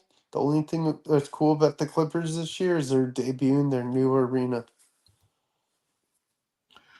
Oh, okay. So they're finally getting their own. Yeah, arena. they're out of the Staples Center. I forget what it's called. Clippers still got maybe if Kawhi can be healthy for one season. You're asking a lot. I don't think he will. Yeah, he's damaged goods, unfortunately. You know, I think the Clippers are kind of a... I feel like they coddled their star players way too much, you know. They should have pushed their star players to try a little bit more, or to play them a little bit more. Yeah, Kawhi's a good player, but he's lazy. I wouldn't say lazy, they're just coddled. They're allowed to get away with too much, right? If you're gonna pay a guy $50 million, then he better earn it, you know, or he better be playing for that $50 million, not to sit out 20 games a year for load management, you know. Yeah, that's my least favorite thing ever. Load management. Ugh. I just remember that one Game 7, that meltdown that they had against who did they melt down against? It was like it was in 2020. Golden State. Who did they play? Yeah, right. Weren't they winning like big time, and then they missed like the last, like Kawhi Leonard got tired, and Paul George in the fourth quarter, they just melted down, and they weren't ready for playoff basketball. I mean, they are always dealing with injuries, right? So I get it. They're not going to be in game shape, but still. I don't think the Mavericks. Oh, shoot, Troy. Yeah, Troy. Let's see if Troy wants to hop in for a little bit. How many minutes more we got, Aaron? It's A up to little me. while longer. A little while longer. I'll stay on for till the end. Why not? Why not? Sorry, Troy. Yeah, for sure. My eyes are tired, but I'm awake, which is good Trying to because I think love what talking to you other. guys. But what was it? I don't think the Mavericks make the finals again. I think they were kind of fortunate this year. The Mavericks will actually be better, but the West is such a tough conference. It's hard to repeat your success year Yeah, after like year in the don't West. get me wrong. I love Luca. Kyrie's a beast. You got Derek Lively. You have Of Klay Thompson. Clay Thompson. They have PJ Washington. Like they should be better. I think Klay should be more this like a 6-man kind of player. I agree. No, yeah, Clay should definitely come off the bench. He has to. He kind of has to. There's too many mouths to, or you know what? No, he could be not quite a 6-man, but somewhere in between. He should be the primary scorer at some point, or the secondary scorer with either you pair either Luca or Kyrie with Klay Thompson. Or you can run Clay at the 3. Experiment. Maybe I don't think he plays good enough No, defense. But he does. hey, what's up, Troy? Good to see you Hey, guys. you guys don't know this, and this is Jamie, the Dirt Merchant. Now you might have seen him on the channel a few times. Nice Yeah, to meet what's you. up? Thanks for stopping by. Actually, I was on watching and was waiting for you to throw up the link. I clicked on the fantasy football thing that you had, the pin link. And I was like, wait a minute, that's not the link to get into the show. It's Trying the to trick you. Did you secret back. join? No, What do you mean, you Troy? know I'm not That's doing the that. We talked secret about it. back. I'm just not. I'm too Chad much. Ochocinco. I'm too much of a Saints fan to do fantasy football because I feel like I'm betraying my team if I take any other players other than my players. I So, gotcha. I gotcha. Troy, what do you You don't mean? want to That's join the the Chad secret Ochocinco backdoor. fan club? what's that, Will? I said, what do you mean? Sorry, That's Will. the secret backdoor link. Oh. And I've got, but what I was saying is I ended up actually firing up a live because I had some mail I wanted to open. So I've got some cards, some more 1987s, plus I got plenty more 69s. And I wanted to share those. Oh 'Cause, yeah. yes, I know you know, Let's do it. 69s. Yeah, for sure. Let's see some Hey, cards. You just a probably heads want to up, hear. Aaron. I'll probably have to leave at like 2 a.m. at the Yeah, that's latest. fine. It's. I know it's late for you, so you gotta work and go to sleep and all that. So there's no pressure for you to stay on if you gotta dip Will out. is Will. young, man. You should have like energy for like 3 or 4 days with no sleep. Nah. When I was your couldn't do that. age, man, I would be up all night, okay, and then I go shower and go to work the next morning. Go to work. Actually, I do one better. I've spent many a days watching the sun come up over the river in New Orleans. Look at my watch and go, we got to get to work. You and gotta go to work. Straight Oh into work. yeah. I walked out of my younger days. I walked out of a bar. It was sun out. I was like, oh damn, I gotta go to work. Been there. So check this out. Oh wow, nice Oh, stack 69. of 69. Really nice. A couple I just noticed. I didn't notice earlier. Here's Sam McDowell. This one's kind of stained a little bit. Yeah, That's cool. Still nice looking card. Yeah, the cards are sharp. That pink color. Love it. I mean, it's just great. Great looking card still. And they didn't pay too much. And I was telling Jamie, because Jamie and I, we went to National together. And after the quality of the cards I picked up at the National, it's not the same anymore. Those are super nice. Like those are crispy. Yeah, someone took good care of those. Look at that. There's Wayne Granger. Nice.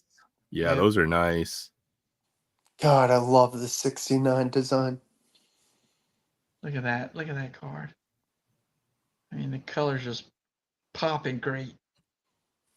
Now, if you look and you can tell it's got some age right there. You can see like a little discoloration where it was in the sun a little bit, let's say. Yeah. I'll Yeah. actually probably have to go You can't after you find that. show all these Yeah, the 69s corner's because just I'll have to at beautiful. least get 5.5 hours of sleep. Oh, All right. Well, Gary Cobb with the Pirates. Nice. Again, beautiful color in the back. yeah, I can't complain with that. And I didn't even count how many I ended up getting. Vicente Romo. Romo. No, I'm kidding. Just, I mean, now this one's, I think A he little off gets, center, but that's fine. yeah, it's to the point where it's miscut because you could see the bottom Of the barely. next But card. you can see the bottom there, and you can see where they actually chopped the bottom off of that one. But it's still, I mean, great card. I've got cards that look so much worse than that. That one is just going to be fine with the set. Ruben Amaro with the Angels. Oh, yeah. I swear I've heard that name. So how close on the set are you now? After I put these in the box, 13. 13 cards. 13 Very nice. cards. Very nice. But out of the 13, what I said, 4 or 5? It was 4 that we could pinpoint. 4 cards. Counting Bobby Bonds. Counting Bobby Bonds. The Bobby I should be able to get a good quality Bobby Bonds for between 20 to 60. That's not bad. Is that the most expensive card in the set? No. The Mantle. The 69 Oh, Mantle. Mantle. Yeah, the 69 Mantle, which is like the last playing. I think the 68 Mantle is his last playing days, but like the 69 Mantle is like the last Mantle card for, I think, I'm not sure, in the $400 to $500 range, easy. Yeah, it's big money on that crappy, card. Yeah, crappy quality, $400 to $500. So, do you think you're going to be able to get it? It's going to be the last card to get, and I'll probably have to save up for the year. Ask the wife to use a little bonus money, maybe a little tax money. Hey, honey, can we? No. What you do? Look at me, Troy. You go. Hey, you do This from this the not married face. guy. I know, but Troy, you go. You do this face. You're like, hey, honey, can we take a few $100 out of Edison's college fund? Oh yeah, that's really Yeah. gonna go over good. Yeah, well, you know what? You know what else you should do? That's a great idea. What other advice you got for us tonight? Don't do that. Now I did I don't remember if it was a live or recorded just a few days ago when Edison was here, and I was saying that the cards that I bought for him at the National and at the last show here in Mississippi, single cards, I've spent more on single cards for Edison and his Pokemon collection than I have for my sets. Because I try to go ahead and get lower quality cards to keep the price average or so. Whereas he's got cards that we've paid $130 for one Pokemon card. You know what's so funny, Troy? I was thinking the other day, I'm like, I wonder if Edison even remembers who I am. Barely, because he doesn't spend enough time, on the show and anything. But yeah, I've talked to other guys about, man. I remember 5 years ago, and I hear Derek's still on. Wicked is still on Whatnot, I believe, and Jamie's on Whatnot. So Nice, Jamie. probably have to go ahead and see if I can't find him on that. Who's that right Heck there? yeah. Billy come Cohen. across a Wicked. It used to be on YouTube. His channel was Wicked Discounts, if I remember right. Yeah, I remember him. Yeah, I still have his T-shirt for some reason. Yep, and I think his wife had their own channel back then. With Joe iPhone was a YouTuber that was. I think Joe never did videos, but Joe was always on Wicked's channel. He was used to be on Yeah, was you me? Yeah, Troy, I remember those. way back. Oh, do you remember Joester? Yeah. I sent an email to Joe. He now lives on the East Coast. Look at that. Now this is a high number. This is card number 655. I don't know if you could hit the. It won't focus. Oh, nice. Yeah, those are hard to find. Yes, they are. The high number cards, they're they always bring a premium. So this was one of the last high number cards I needed. Nice. Well, that's great. At least you got that part out of the way, right? Yes, Even if you don't have big pretty ticket much got all the cards. high number cards out. For a set builder, yeah, to get all those in decent Yes. condition. But I mean, the quality of these cards are just Gorgeous. yes. Yeah, these are nice. Yeah, after And I'm you not a go grader. through You these, guys I'm going probably to have bed. heard me slam grading, because I don't do grading. See how he's smiling? You see him smirking? Well, it's because I'm about to say that you even said that you were thinking of getting a graded bench. Well, When it... see, I'm throwing my words at back at you now. But yes, I have. I'm gonna probably go and get a graded bench. It's not a bad idea. I don't grade my cards personally either, but I did buy the Reggie Jackson was graded See, already. So you saw it? You have it handy, or Aaron's yeah, I've got it somewhere. It's autographed, isn't it? Oh no, I've got that too, but that's the Heritage reprint.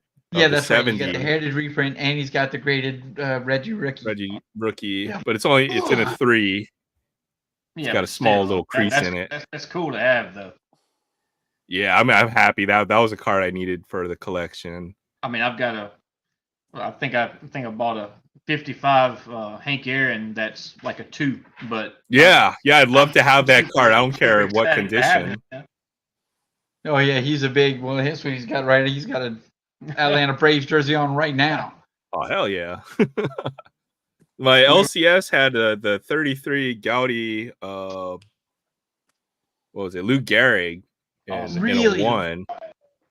Yeah, I really want that card. I don't have $3,000 lying around for that card. Hey, Aaron, just look under your table. Oh shit! I could probably find a way to get that card, but I'd have to wheel and deal a lot to do. I've been shocked at how often I've seen some of those 33 cards and 40s cards on whatnot. I mean, it's amazing how people just have this. Hey, thanks, Surfer. Good night.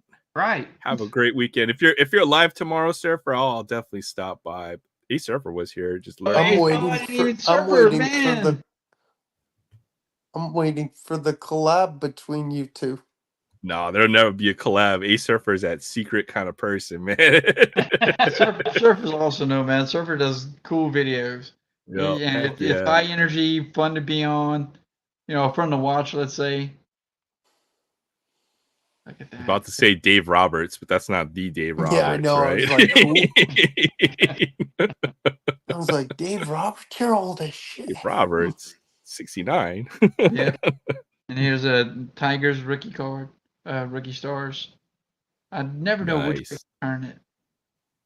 But look at the color and look at the edges and the corners. I mean, just. Oh, man. Yeah, that's beautiful. Let's see if I can dig out that Reggie real quick. Yeah, that's Dave Campbell that used to be on ESPN. Oh, really? Yeah, I love that guy. There you go. Look at that. James says that this Dave Campbell, that guy right there, was on ESPN. Right there. Dude, he looks like Dan Aykroyd. He's got a giant chin. He reminds me of, and Dave Campbell, whenever I would see him on ESPN, he would remind me of, I don't know the character actor. It was on the Rambo. What is it? I'm coming to get you. What was it? He called his name. You know what I'm talking about? Galt? The one they called? No. Murdoch.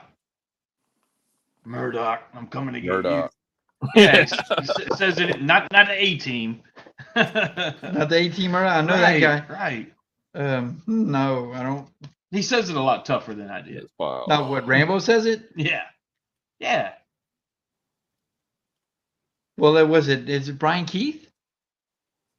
The guy who played the sheriff? I think so, yeah. I think that's Brian Keith. Yeah. Did you find it, Aaron? I found the rookie card. Okay, I got 5 more. These are all top loaded. This is Mickey Lolich. He was with the Tigers. Of course, in 1968, the Tigers won the World Series. Oh, nice. Man, those are nice. Those are definitely He's nice not cards. a Hall of Famer, but he should be. Then the other here's box. Kurt Flood. That guy was super instrumental in baseball. And Kurt Nice. Flood. Kurt Flood's with the Cardinals, and the Tigers beat the Cardinals in the '68 World Series.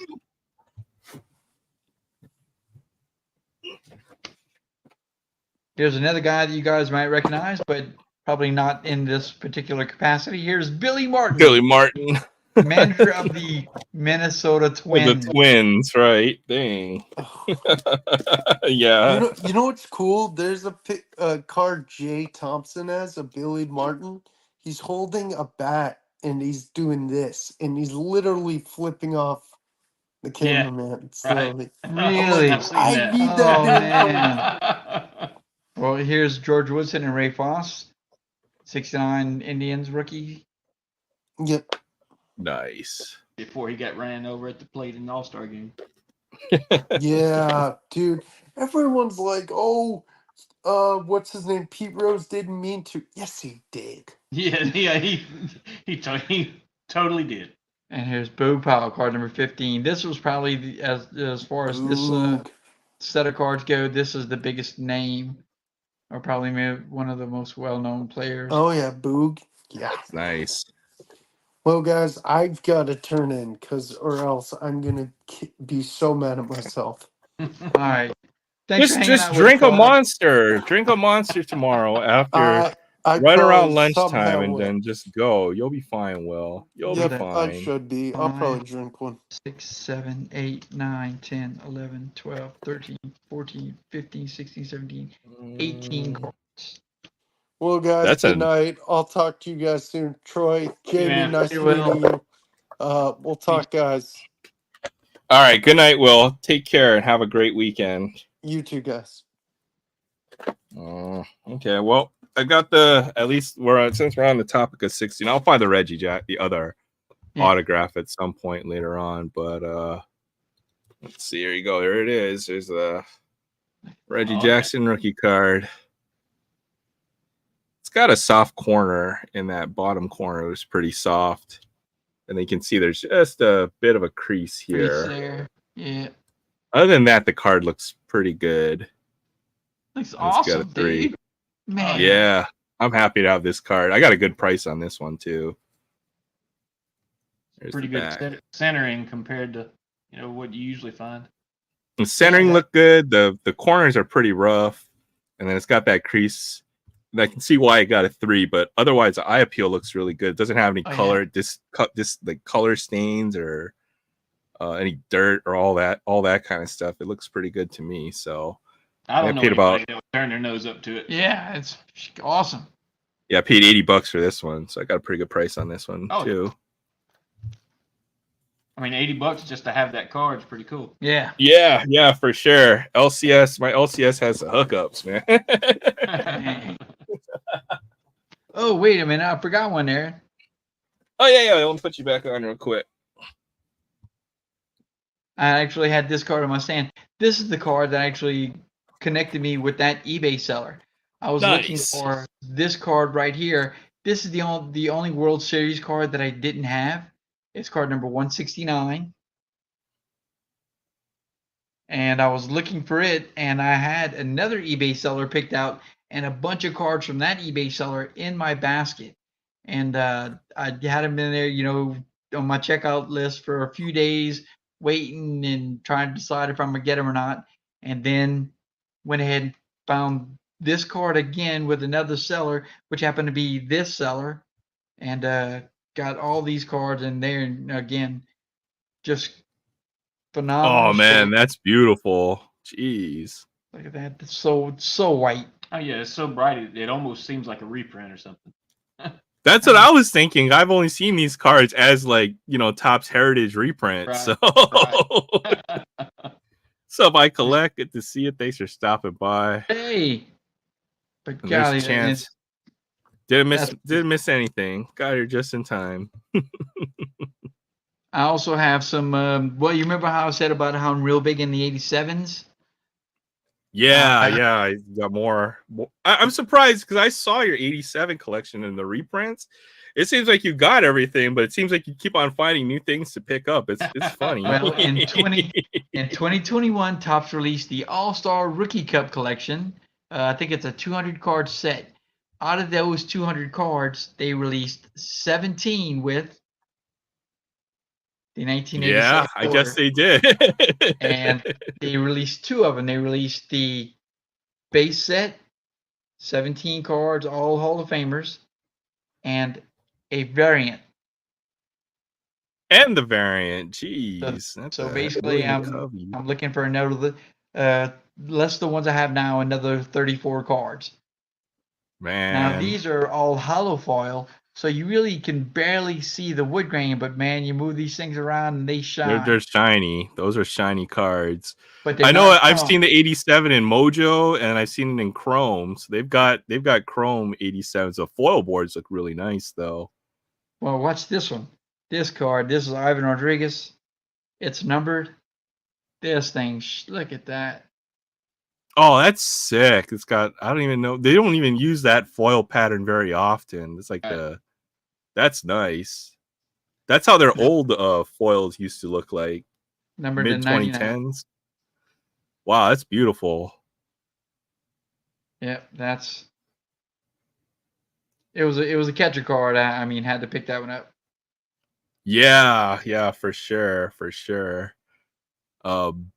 I know they did it in 2022. I think I've got a couple that are pretty nice. I got a Seiya Suzuki rookie to 25 in Mojo. It's so hard to see the different color though, because I think it's gold or whatever. So I at first I couldn't pick it out, but then I looked at it a little closer. I was like, "Hey, this card's numbered." Turned out to be a different card. I was like, "Dang!" You got to figure out the right way to get it in the light. Check this one out. For me, it's so hard to catch the right angle. Now that I've started getting on Whatnot and I'm streaming myself, I mean, it's hard enough for me to see to get the number to where I could see it, but to get it at the perfect angle for the camera to see it, it's pretty difficult. Yeah, I just opened some hockey cards and I missed some numbered cards when I was looking at them. I'll see if you guys can spot the number on this card if I can find those real quick. Now I watched the premiere you did on the hockey cards at lunch. I was actually in watching that. Oh yeah, thanks a lot, man. That was a crazy pull for. Yes, it was. Wow, that's a nice pull. So I missed the number on this card. I was like, this is a really interesting looking card, but that number is so hard to see there. Oh, wow. There it is. Yeah, 49. I didn't see it at all when you had it standing up tall.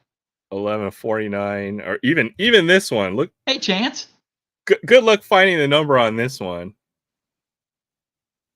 Wait, I got iCollect. There he is. I understand what he is. Yeah. Oh man, I can't do any videos, man. Miss all the epic videos that iCollect does. He does like massive Pokemon, some of the Yu-Gi-Oh stuff, and I have a passing interest in that stuff. I do have a nice TCG card collection as well. So hope you're doing well. Just gotta take care of life and business and all that. You're going through some stuff that I hope everything's gonna get better for you. But yeah, we'll always be here, as Chance said. So take care of yourself. If you need anything, then reach out. Feel free to hit me up on Insta. We're always here for you, buddy. For sure. But yeah, this card, there is a number on there somewhere. Wait, somewhere. Is it up there by is it that blue right there? It's right there by the jersey. It's really hard to see unless you really. Wow. It's in blue, then, huh? Yeah, they numbered it in blue, so you literally cannot see that you can. Yeah, there it goes. But I still can't read the number. Holy smoke! I know, right? I couldn't.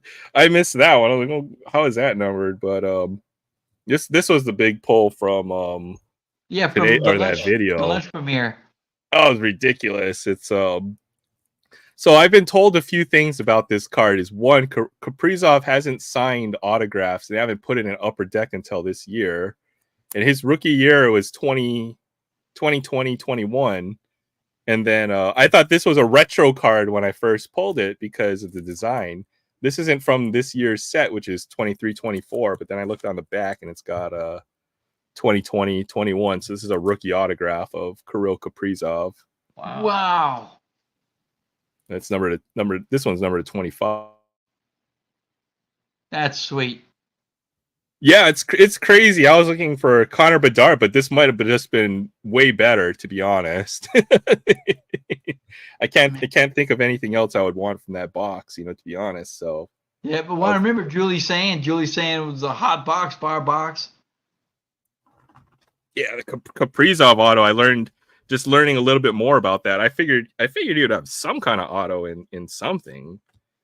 But since we're on hockey cards, I don't know anything about it. The value on in base during with baseball and everything, they made so many during the late '80s and early '90s. The value has really been hurt. Do you know if it was the same way with hockey? Yeah, hockey has its own junk wax era as well, Okay. right? So even I acquired hockey players that I was aware of just from watching Sports Center and everything. Pavel Bure, Fedorov. The goalie. I've got a rookie for the goalie that for the Ducks. Was it Jaguar? I don't remember now, but it was a number of rookies for guys that I was aware of. So I haven't looked it up yet or anything, but I'm pretty new to hockey as well. But what I like about it is, it's still more for the collectors right now, right? There's not a monetary value in the cards. You can get a lot of the cards of the players that you want in hockey, versus baseball, basketball, football. Everything's gone so high that you can't get big name players. Football and basketball, I was just totally unaware of how crazy people are with some of the. It literally is like trading stocks, Oh yeah, even for players who are just rookies and they haven't proven themselves, and totally unproven. Yeah, they're some of these cards are worth thousands or tens of thousands of dollars. But you're just going through your mind. You're thinking what you can buy in vintage with that much money, right? Exactly. Like it's crazy. You could buy like any vintage set multiple times over for somebody who just got taken 5th overall and hasn't played an NFL snap yet. It's crazy. So hockey has been fun though, because it's a new sport to me and I enjoy watching it now. It's been fun to learn about basically a new sport.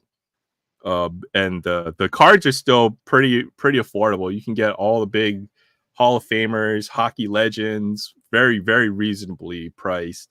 The only big card in hockey, I think, would be the Wayne Gretzky O-Pee-Chee rookie, the 79 rookie. That's a 5-digit card. Right. Other than that, nothing. I can't think of too much that's like, over 4 digits. Even this Kaprizov might be a $200 or $300 card, and that's considered like the tippy top high end of hockey. So you can get all the best young guns of all the best players, which are the notable rookie cards. They're all $50, $100. Maybe Connor McDavid is a little expensive, but that's about it. Yeah. What's up, Chance? Good to see you. How you doing, man? What's going on? Sorry, it was just got back from work like 2 hours ago, but I had some stuff to do. No, I saw you drop in. I figured you're on the hunt, or yeah, I was, but it's so difficult. I don't know how these guys know when. They must have some type of Discord of when like Walmarts are like dropping stuff, because they must be tracking the trucks. That's what my guess is. Facebook Wait a minute. Wait, this from the guy who's jumps in on Baird Stream to show, look, I just hit the Trans Am. Yeah, but that's like, bro, that's like me going there every night. Like it starts to become weird when the employee starts to know you, because you come there every single night, right? I go to the Walmarts every single night. In the late time hours. Yeah, but like it seems like people know, like there's certain dates and stuff that people know it drops like 100%, because I'll go there on days that there is no truck or whatever it is, and I'm like the only collector looking for it, But then when it does drop, those guys already know spot on when it's happening. You know what I mean? Like I know they have some insight because maybe the workers might phone them, but some of them like they know the days, like the months. Like every month there's like a certain day where it's like a Wednesday. Okay, it's definitely gonna come on this mid Wednesday, right? Midweek. And they know. The same thing with Targets, like they know. Yeah. They've established some relationships. Well, Chance, have you ever seen a YouTuber, Derek Smith? I think it's Derek Smith. Derek who?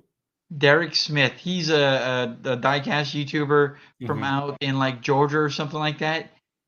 He knows the Walmart personnel. Now I've seen a video from him when I was, a matter of fact, before COVID, 4 years ago, he had to turn off his comments because he had so many people posting just, hateful, violent type comments. But he knows the Walmart personnel so well. He calls them before he comes. They put case in a basket and meet him at the door. Wow, yeah, that's crazy. I'll tell you something, Chance, with the restocker. During COVID, the 2020, there were guys following the person who restocks like to from their house to like where they were going to hit up the restock. Yeah, we had a warning in our local Facebook group saying, you know what, you guys need to stop this. So whoever's following this person around from place to place for the restock. Wow, it's crazy. So over here, that's what my store. I never told the story. I told it once, maybe. We had this guy named Chad who did that, and the only reason why the vendor knew is because they worked on the car and someone found an air tag on the person's vehicle, my goodness. right? And, shit, that's dude, that's like a crime. Exactly. They never knew it was him, but I'm assuming it was because he always was there. And I kind of knew just because I knew the routines of the vendor. I knew what store it was going to go, but they knew like right on time. Like they knew exactly when, right? And that's why I always tell people don't be a Chad, right? Because this guy was that's bad. This guy would want to fight me and stuff. Like you'll be waiting in line, and this guy is erratic. You don't know if you're gonna say hi to him, it'll set him off. Sometimes you say hi to him, he's super nice, and then all of a sudden when you say hi, it's like, no, I'm not giving you anything. You know what I mean? Like he's just super tense, right? And unfortunately, you do get some people like that. Not like how it is nowadays, but unfortunately, Titus had to deal with that. There's another person. I kind of know all the vendors here, and I kind of know all the people who collect here.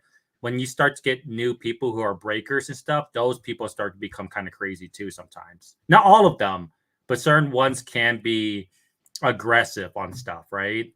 Yep. That's why I tell people don't be a Chad. That's too much. Oh yeah, that's not even the crazy thing. There's like crazy stories where he'll jump the line and just grab all the mega boxes and just throw it, and the vendor's like, I've seen that too. One guy pulled up like a little bit, back when folks were waiting for it. He just wheels up with his freaking shopping cart and just like sweeps the whole shelf. We're like, dude, yeah, you better freaking share, or you won't make it out of the parking lot. I know it's kind of childish, and I've been childish sometimes on it, just to prove certain points. Yeah, but like there are some people who you're in the back, they won't give you anything, or at least give you one, right? If you have like 20 megabucks, give the person in the back at least one or something if you're waiting long, whatever it is. That's what I normally did, but there's some people who would just take it, what I mean? And in some ways, is it wrong if they're first? It is what it is, right? But for me, courtesy wise, I always at least split it with the people who are waiting with me the long time or something like that. Exactly. But yeah.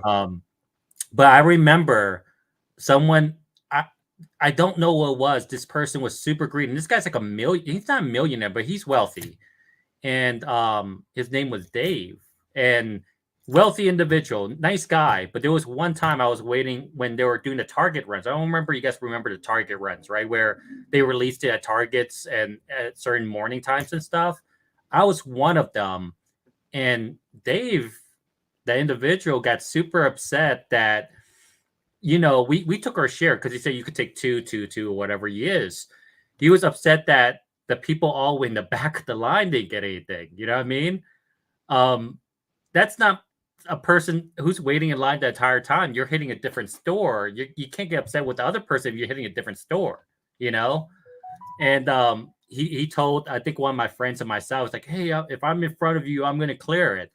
And I'm like, oh, so it's going to be like that, huh? Yeah. He's going to be like that then. It's going to be, and I offered to give him some of my boxes, but he wanted Optic Football. I'm like, I only have one. Like, I literally only got one mega box. Like, I can't give you the Optic Football. You could get the basketball you want because I was waiting the line the entire time for that. You know what I mean? So me and my friend Alex, we made it a mission to beat him at one of the stores, so we knew it was going to happen. So me and him camped at 12 a.m. in the morning time. 12 a.m., mind you, 12 a.m. So we were in our cars and set up our tents and whatever it needed to be until 6 a.m. when the store opened. Oh my goodness. Yeah, we did that. And funny enough, he drove by and he looked at us.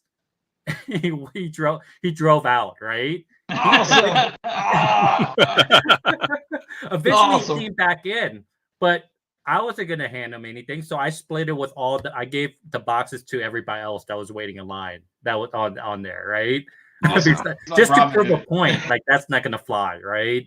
A little childish, but those guys were kind of crazy. Like they were the ones that were doing the air tags and all that stuff. So I just didn't get it. It was nuts in 2020.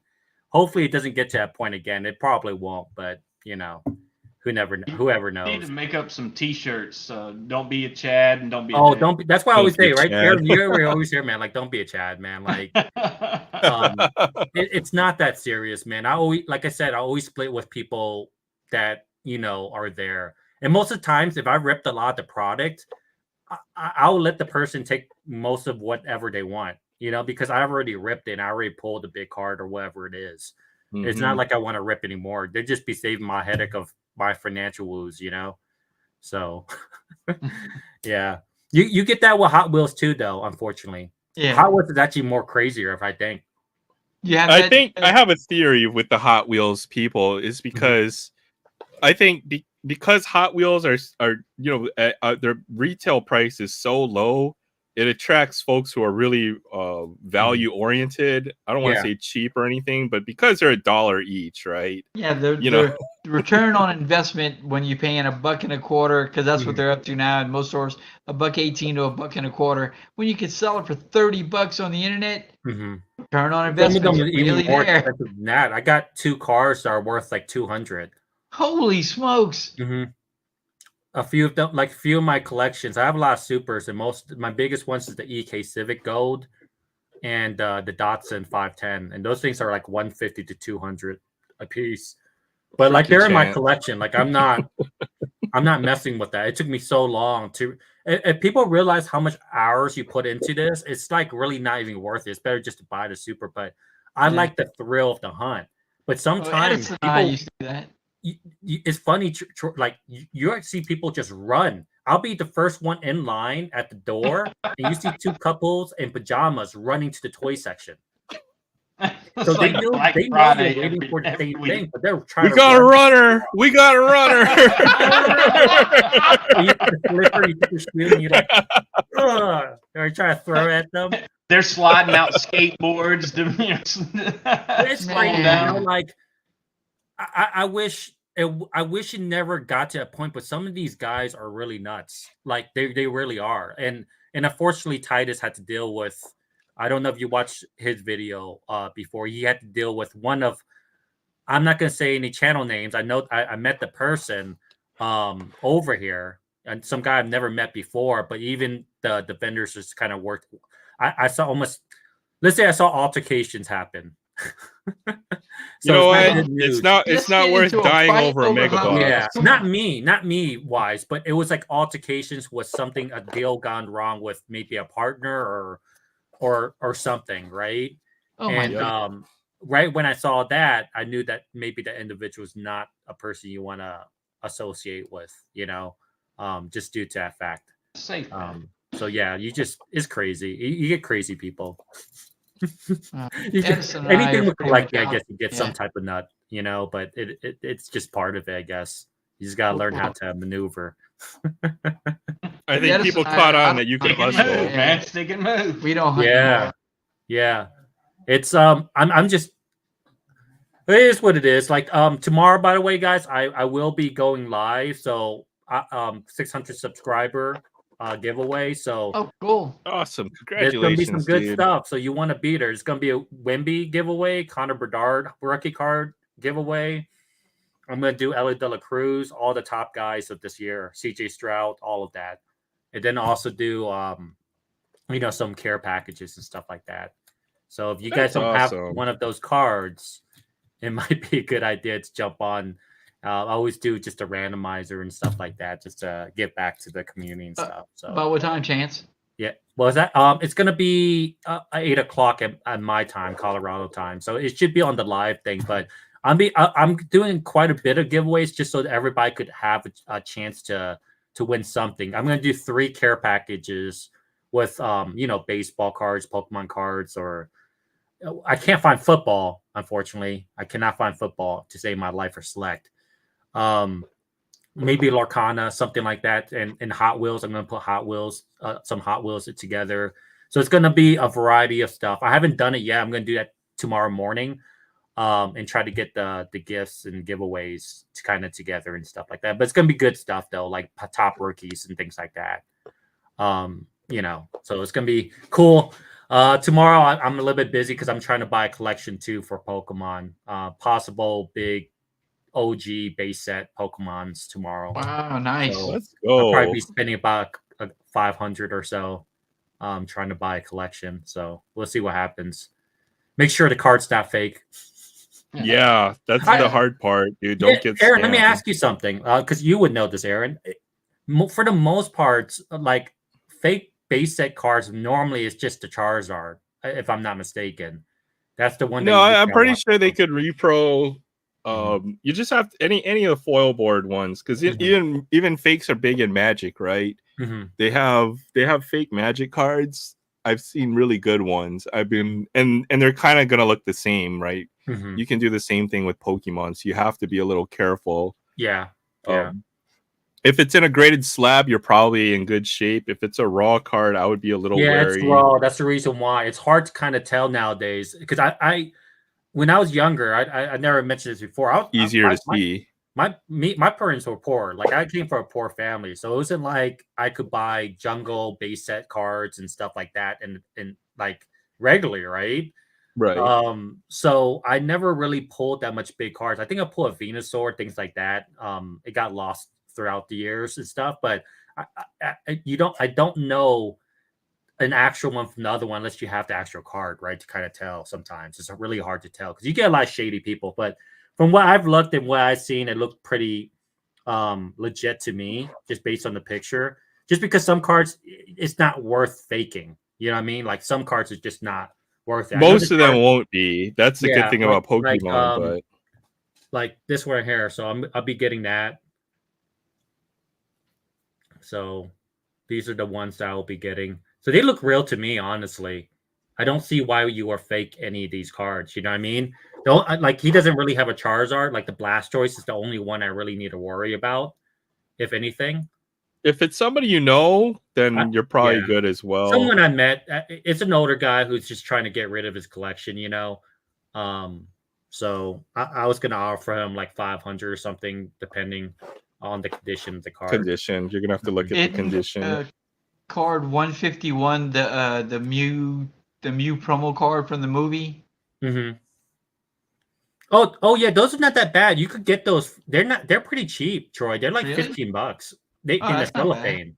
Yeah, I've got that card, the Mew promo. I can buy one from a person here in Colorado that has them sealed. He actually has them, a ton of them sealed. I don't know how he got all of them, but he has a ton of them like sealed in a plastic still when you went to the movies.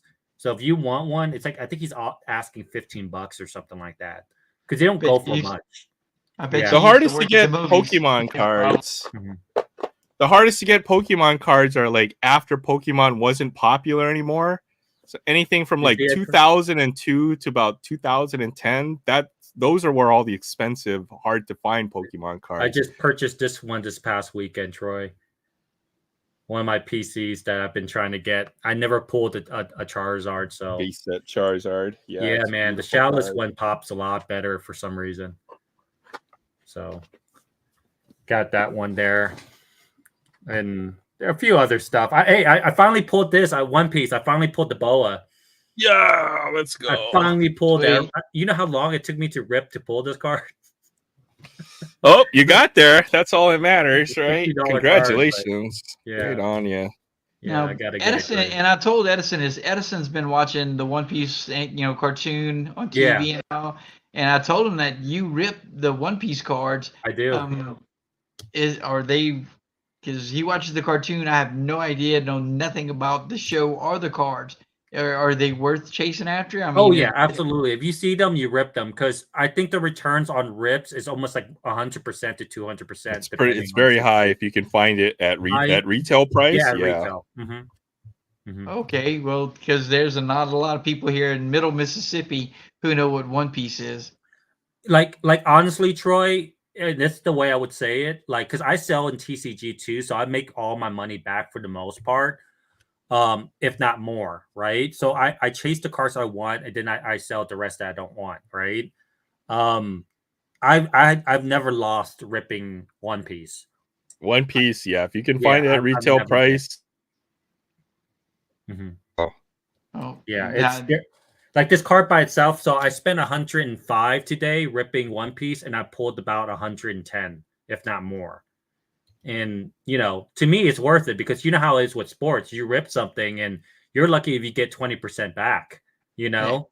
So to me, I enjoyed the show for one, because I'm actually current on the actual show now, and then also the arts to me is probably one of the best. The only thing that compared to it might be Pokemon and Dragon Ball.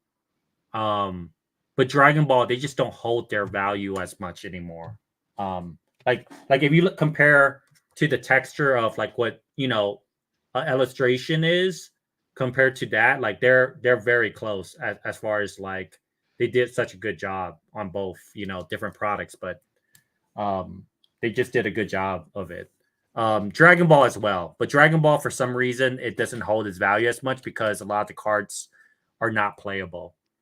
Not playable. They just haven't perfected the actual game, I would say. I don't think there's as many people interested in Dragon Ball Z cards necessarily as the One Piece, because One Piece I think is the biggest anime franchise. Yep.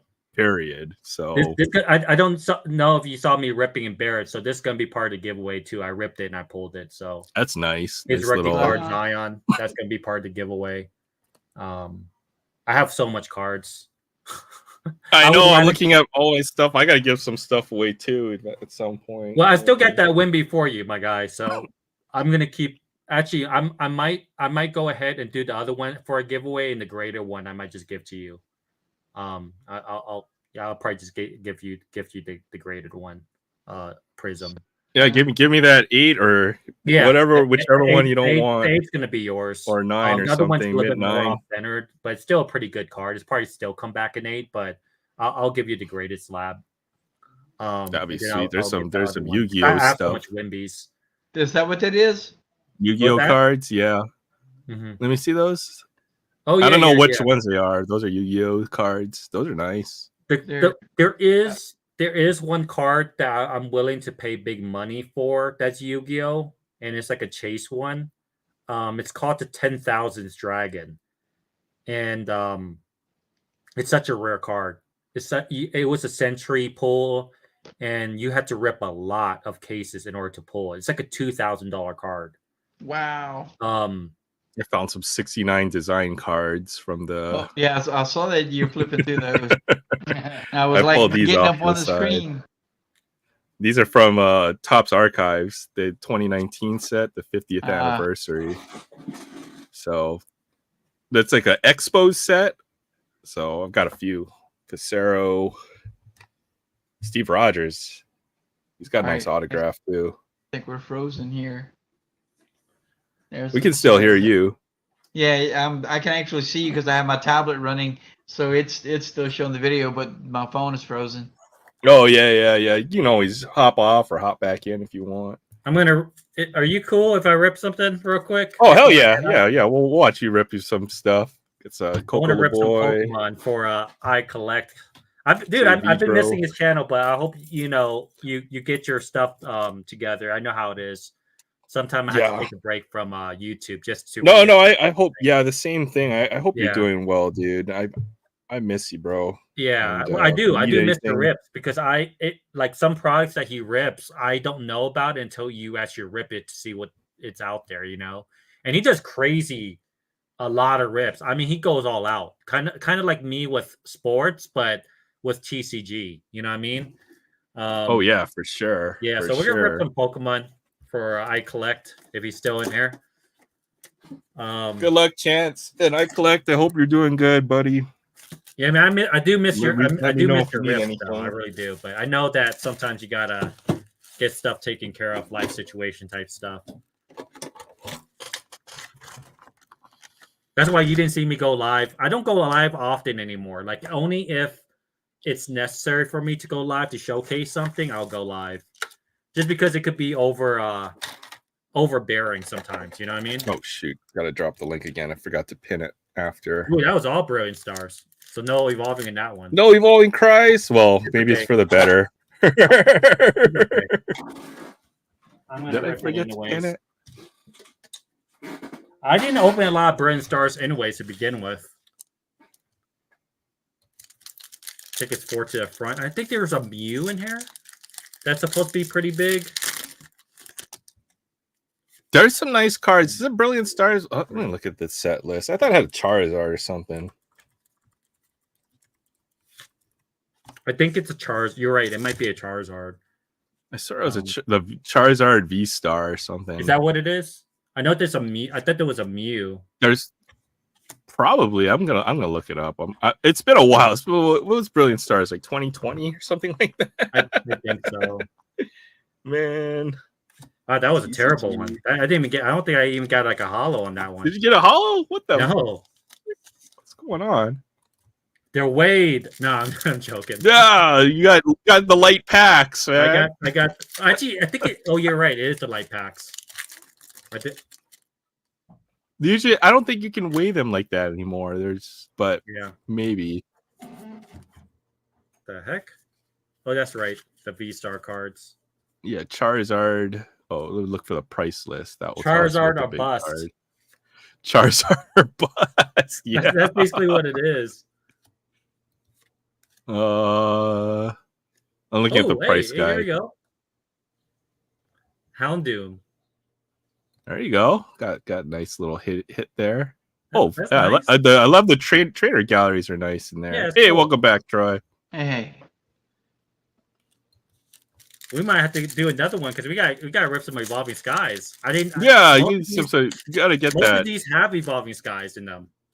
Because I really want to see you pull the a freaking dude a Moonbreon. Bro, I don't even care about a Moonbreon. I just want some type of illustration, some evolution, right? Yeah, of some sort. It's crazy. You know how much Evolving Skies I've ripped?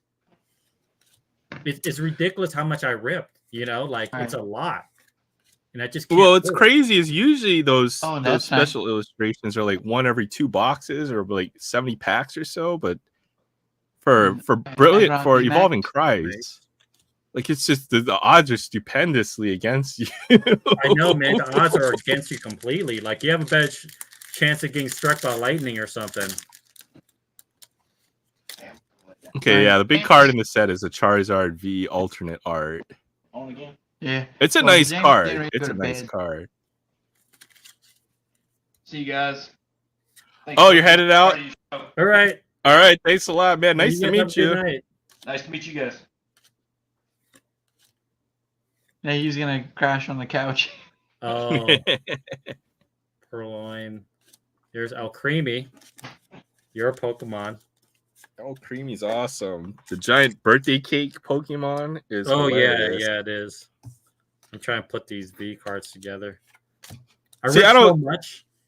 You know, I always hate it because it's the cleaning after that sucks. And matter of fact, that's the reason why I had to jump out. I got tossed as trash. You don't want to see how many empty wrappers and boxes I have Oh lying man, you around don't me want right to know now. mine's. I think mine's might be worse, bro. I really do. I've got like 2 garbage bags full right now. Oh, maybe yours worse, not mine. Mine's a 60-gallon though. Oh, okay. You probably have me beat right there. Yeah, that's why I need a toss. That's the reason I'm like, I might as well rip some now so I don't need to toss the rest later on.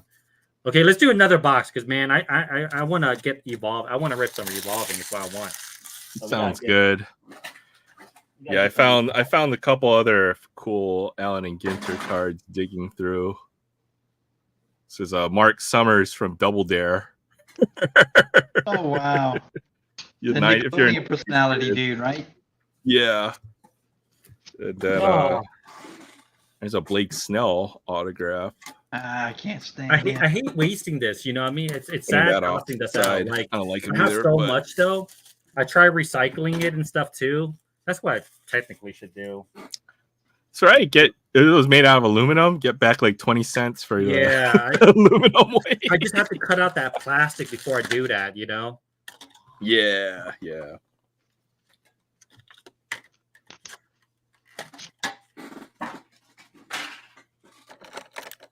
Good luck, Chance. I want to be here to witness it when it happens. 3 Evolving Skies. I don't know why the other one didn't have it. That's weird.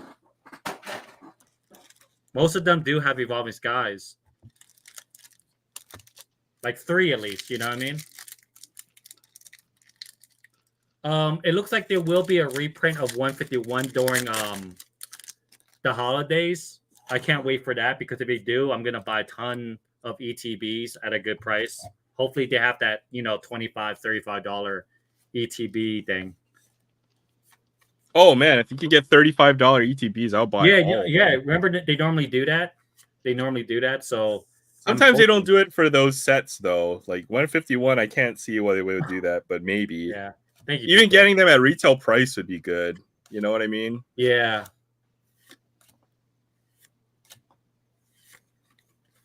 I regret not UPCs. Pokemon is painful. I don't enjoy ripping Pokemon. I'll be honest with you. It's you have to rip a lot of it. I shouldn't say that. That's wrong. That's wrong for me to say that. There are certain sets that are super fun. Crown Zenith is a really good one.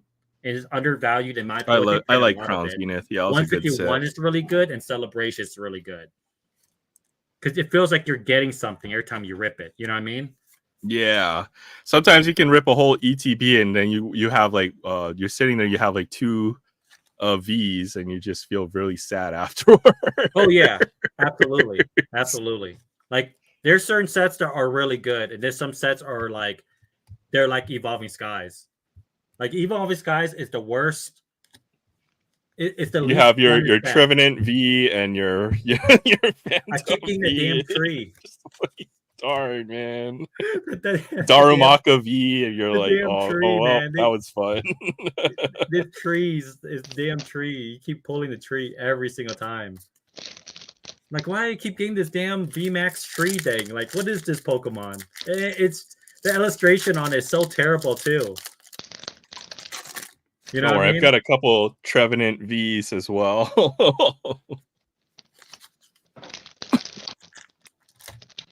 I didn't get too much Evolving Skies, only the stuff that they had in Celebrations. Those Celebrations boxes, because they had 2 packs of Evolving Skies in it.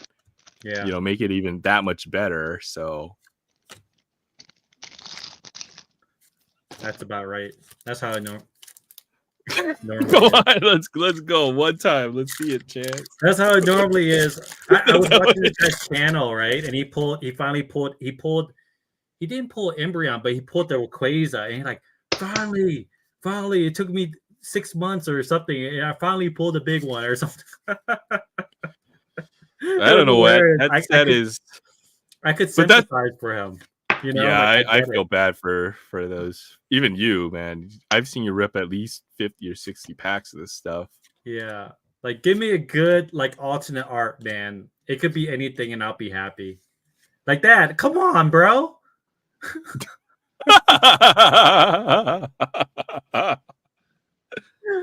Why?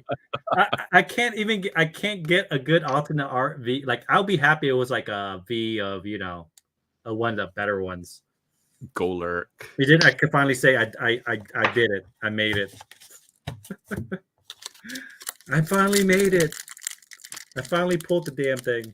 Or you pull, what is the other one that the toxicity? Oh yeah. Is that in this set? I pulled that. I was like, yes! And then I was like, oh wait. Darn. Yeah, it's terrible, man. It's so bad.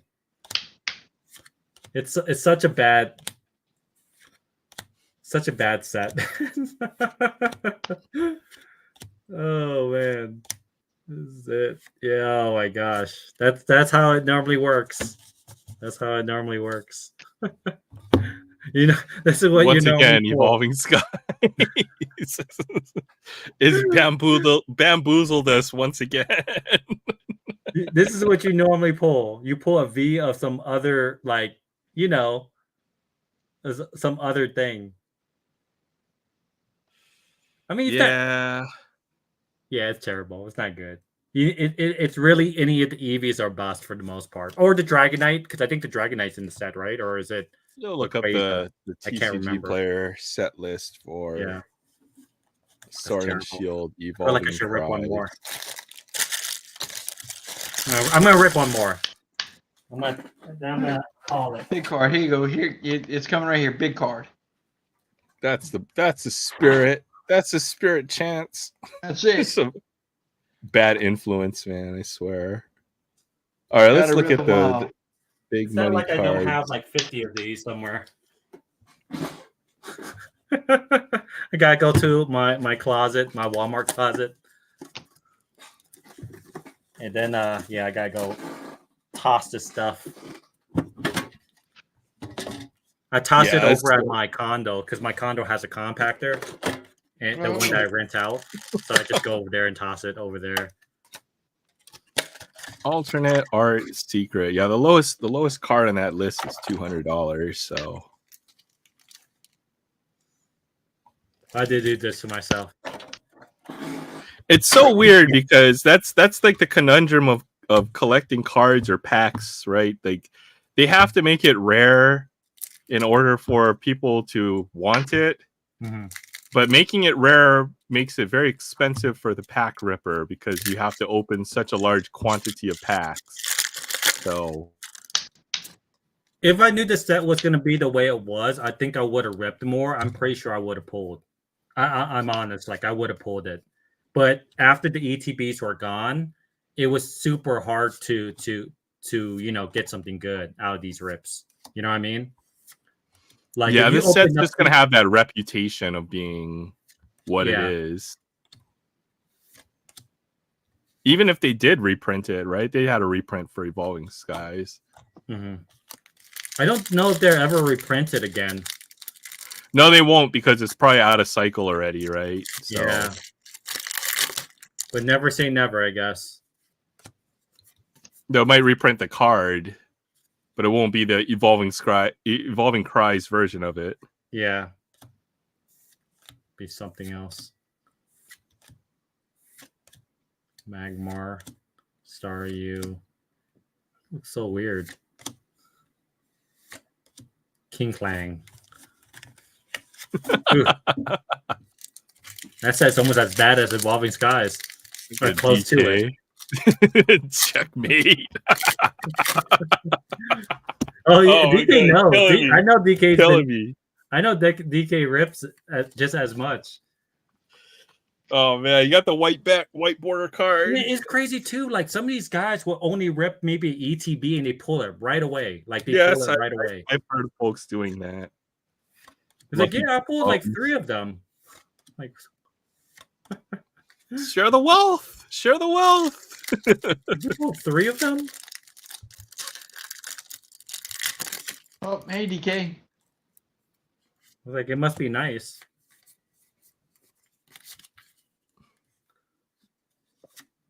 Picks or it didn't happen. I could pull like a case hit Yu-Gi-Oh card, but I can't pull any one of the. You know how crazy that is? Any one of the V's. Like look at that.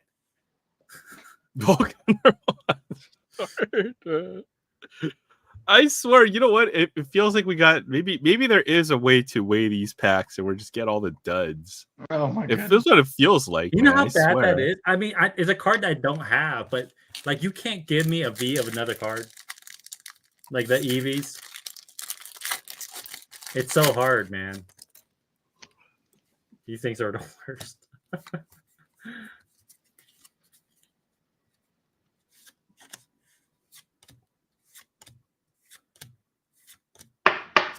I'm gonna go through all my closets by the time this is all said and done. And that is it. Evolving Cries. Evolving Cries strikes again.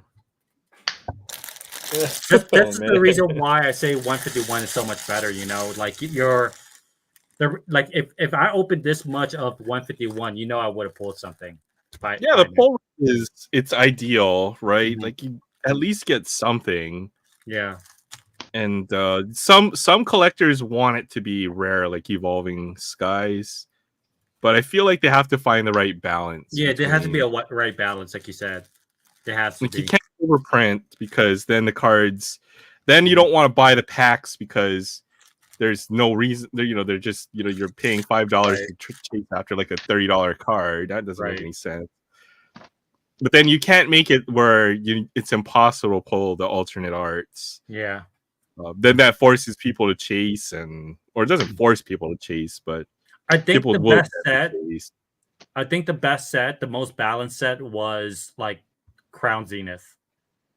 Because it felt like you pulled stuff, but it was harder to pull certain cards. You know what I mean? Yeah. Like the gold cards were a lot harder to pull. The Giratina gold was harder to pull. But those But Giratina. You felt like you were at least getting something in each pack, or every 3 to 2, things. 151 was pretty solid too, though. Like 151 was pretty damn balanced. Also, it was. Like if I never pulled the Charizard, if I had opened Chance, thank you. Tomorrow a lot of giveaways, so just be there, Casey. It's gonna be some good stuff. That'll be fun. Mm-hmm. I'm gonna be ripping tomorrow. I'll be ripping Topps Chrome Mega Box Baseball, the last one. I wanted to buy one from Barnes and Noble. Always buy one at that Barnes and Noble for good luck. It was the last box, and then we're gonna open up a whole cello box of 2021 Prism basketball to chase for Ant-Man. Oh man, that'll be fun. Yeah, so that's what we're gonna do tomorrow. Go over some stuff, do giveaways in between. Anybody want to showcase anything like that? So that's what we're gonna be doing. What time? I'm gonna try. Is it too? Will it be too late or too early for you? It's gonna be 8:00 my time at night. Yeah. Okay, if I'm not out and about, I'll try. I'll probably be able to. If I go out tomorrow, then maybe not. I might be out. Oh yeah, you're fine. You don't need to jump on. Just hit. Just if I say hashtag 600 or something, that's how I'm doing the giveaways and stuff like that. Okay. Yeah, honestly, I might just be by myself. I don't know if Will's available or anybody's willing to jump on, but I'm gonna just be ripping, and I'll probably stay for just maybe an hour and a half, at longest maybe 2. Right. I'll try. If I'm not watching football tomorrow, I'll definitely. Oh damn! There. It is football tomorrow. It's okay. Sorry. I'll have that off to the side. Tyler Fitzgerald, Kyle Harrison from Chrome. Yeah. I'll check for you, Casey, if I got any of those. But I did one more blaster. Oh, did you? Yeah, I did one more blaster. What did you get? I got a Jackson Holiday base rookie. I needed that. So I'm only missing, I guess, Jackson Churio. I think was probably the only big one I care about. Oh wow, now. You got nice Jason Dominguez. Yeah, I seem to pull all the Jason Dominguez. So I got the ultraviolet insert, and I got this one too. I got the base card too. So it was a pretty good blaster. I'm not gonna argue with that. I got Aaron Judge too. So that's the 84 Jordan.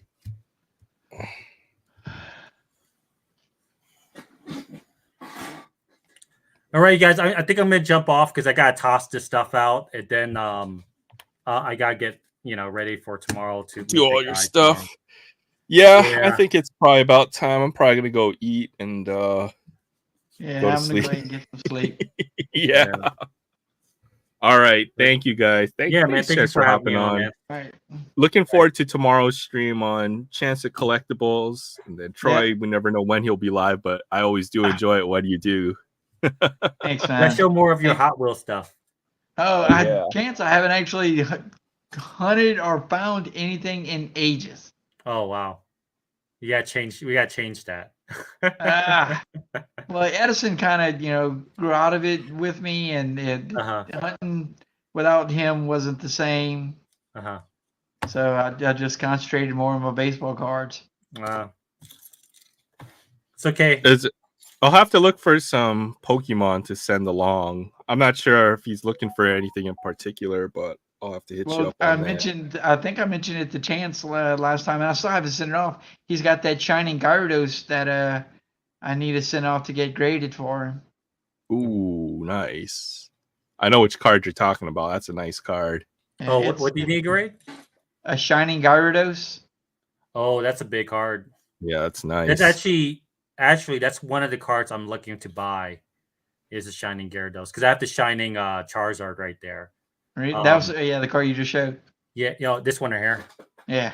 Yeah, so I'm trying to collect I love dragon type Pokemon. So well, technically Charizard's not being a dragon type. People don't realize it's giant lizard. It's not really a lizard. Dragon. Yeah. Is Trubbish a dragon type? I'll send you all those I've got. The Executor Lola, one of them that is like a dragon. I can't remember. Is a dragon type. Oh, okay. Yeah, Alolan Executor. Whatever. It's the next evolution after Executor. I think there's a dragon one with the long neck. Oh, that's right. There's something else after that comes out. Seadra is a dragon type. So I like to collect the dragons. They're pretty cool looking and stuff like that. So Gyarados is actually one on my list. But I think Gyarados is not it is a dragon. But it's like a serpent though, or something like that. I gotta look at it. Now that's kind of making me wonder, is it dragon type? It might be sure. serpent. You'd have to ask Edison. Grandpa. He uses dragon moves, but I don't think it might be a dragon type. Maybe not. Yeah. There's only a few true dragon types. Yeah. They're usually all like legendaries, and there aren't too many of the normal ones. Yeah. The other card I'm trying to get is the Tyranitar Shining. My friend has a PSA 10, but it's like a $1,300 card. Yeah, I like Tyranitar. Tyranitar is one of my favorites as well. Yeah. I'm trying to condense on my collection, sell some bigger cards of other stuff to help buy some more Pokemon cards that I couldn't get when I was a kid. So I'm just trying to collect some of the Grow cards. So that's why you see this right here. The next one would be the Legendaries Collections Charizard Reverse Holo.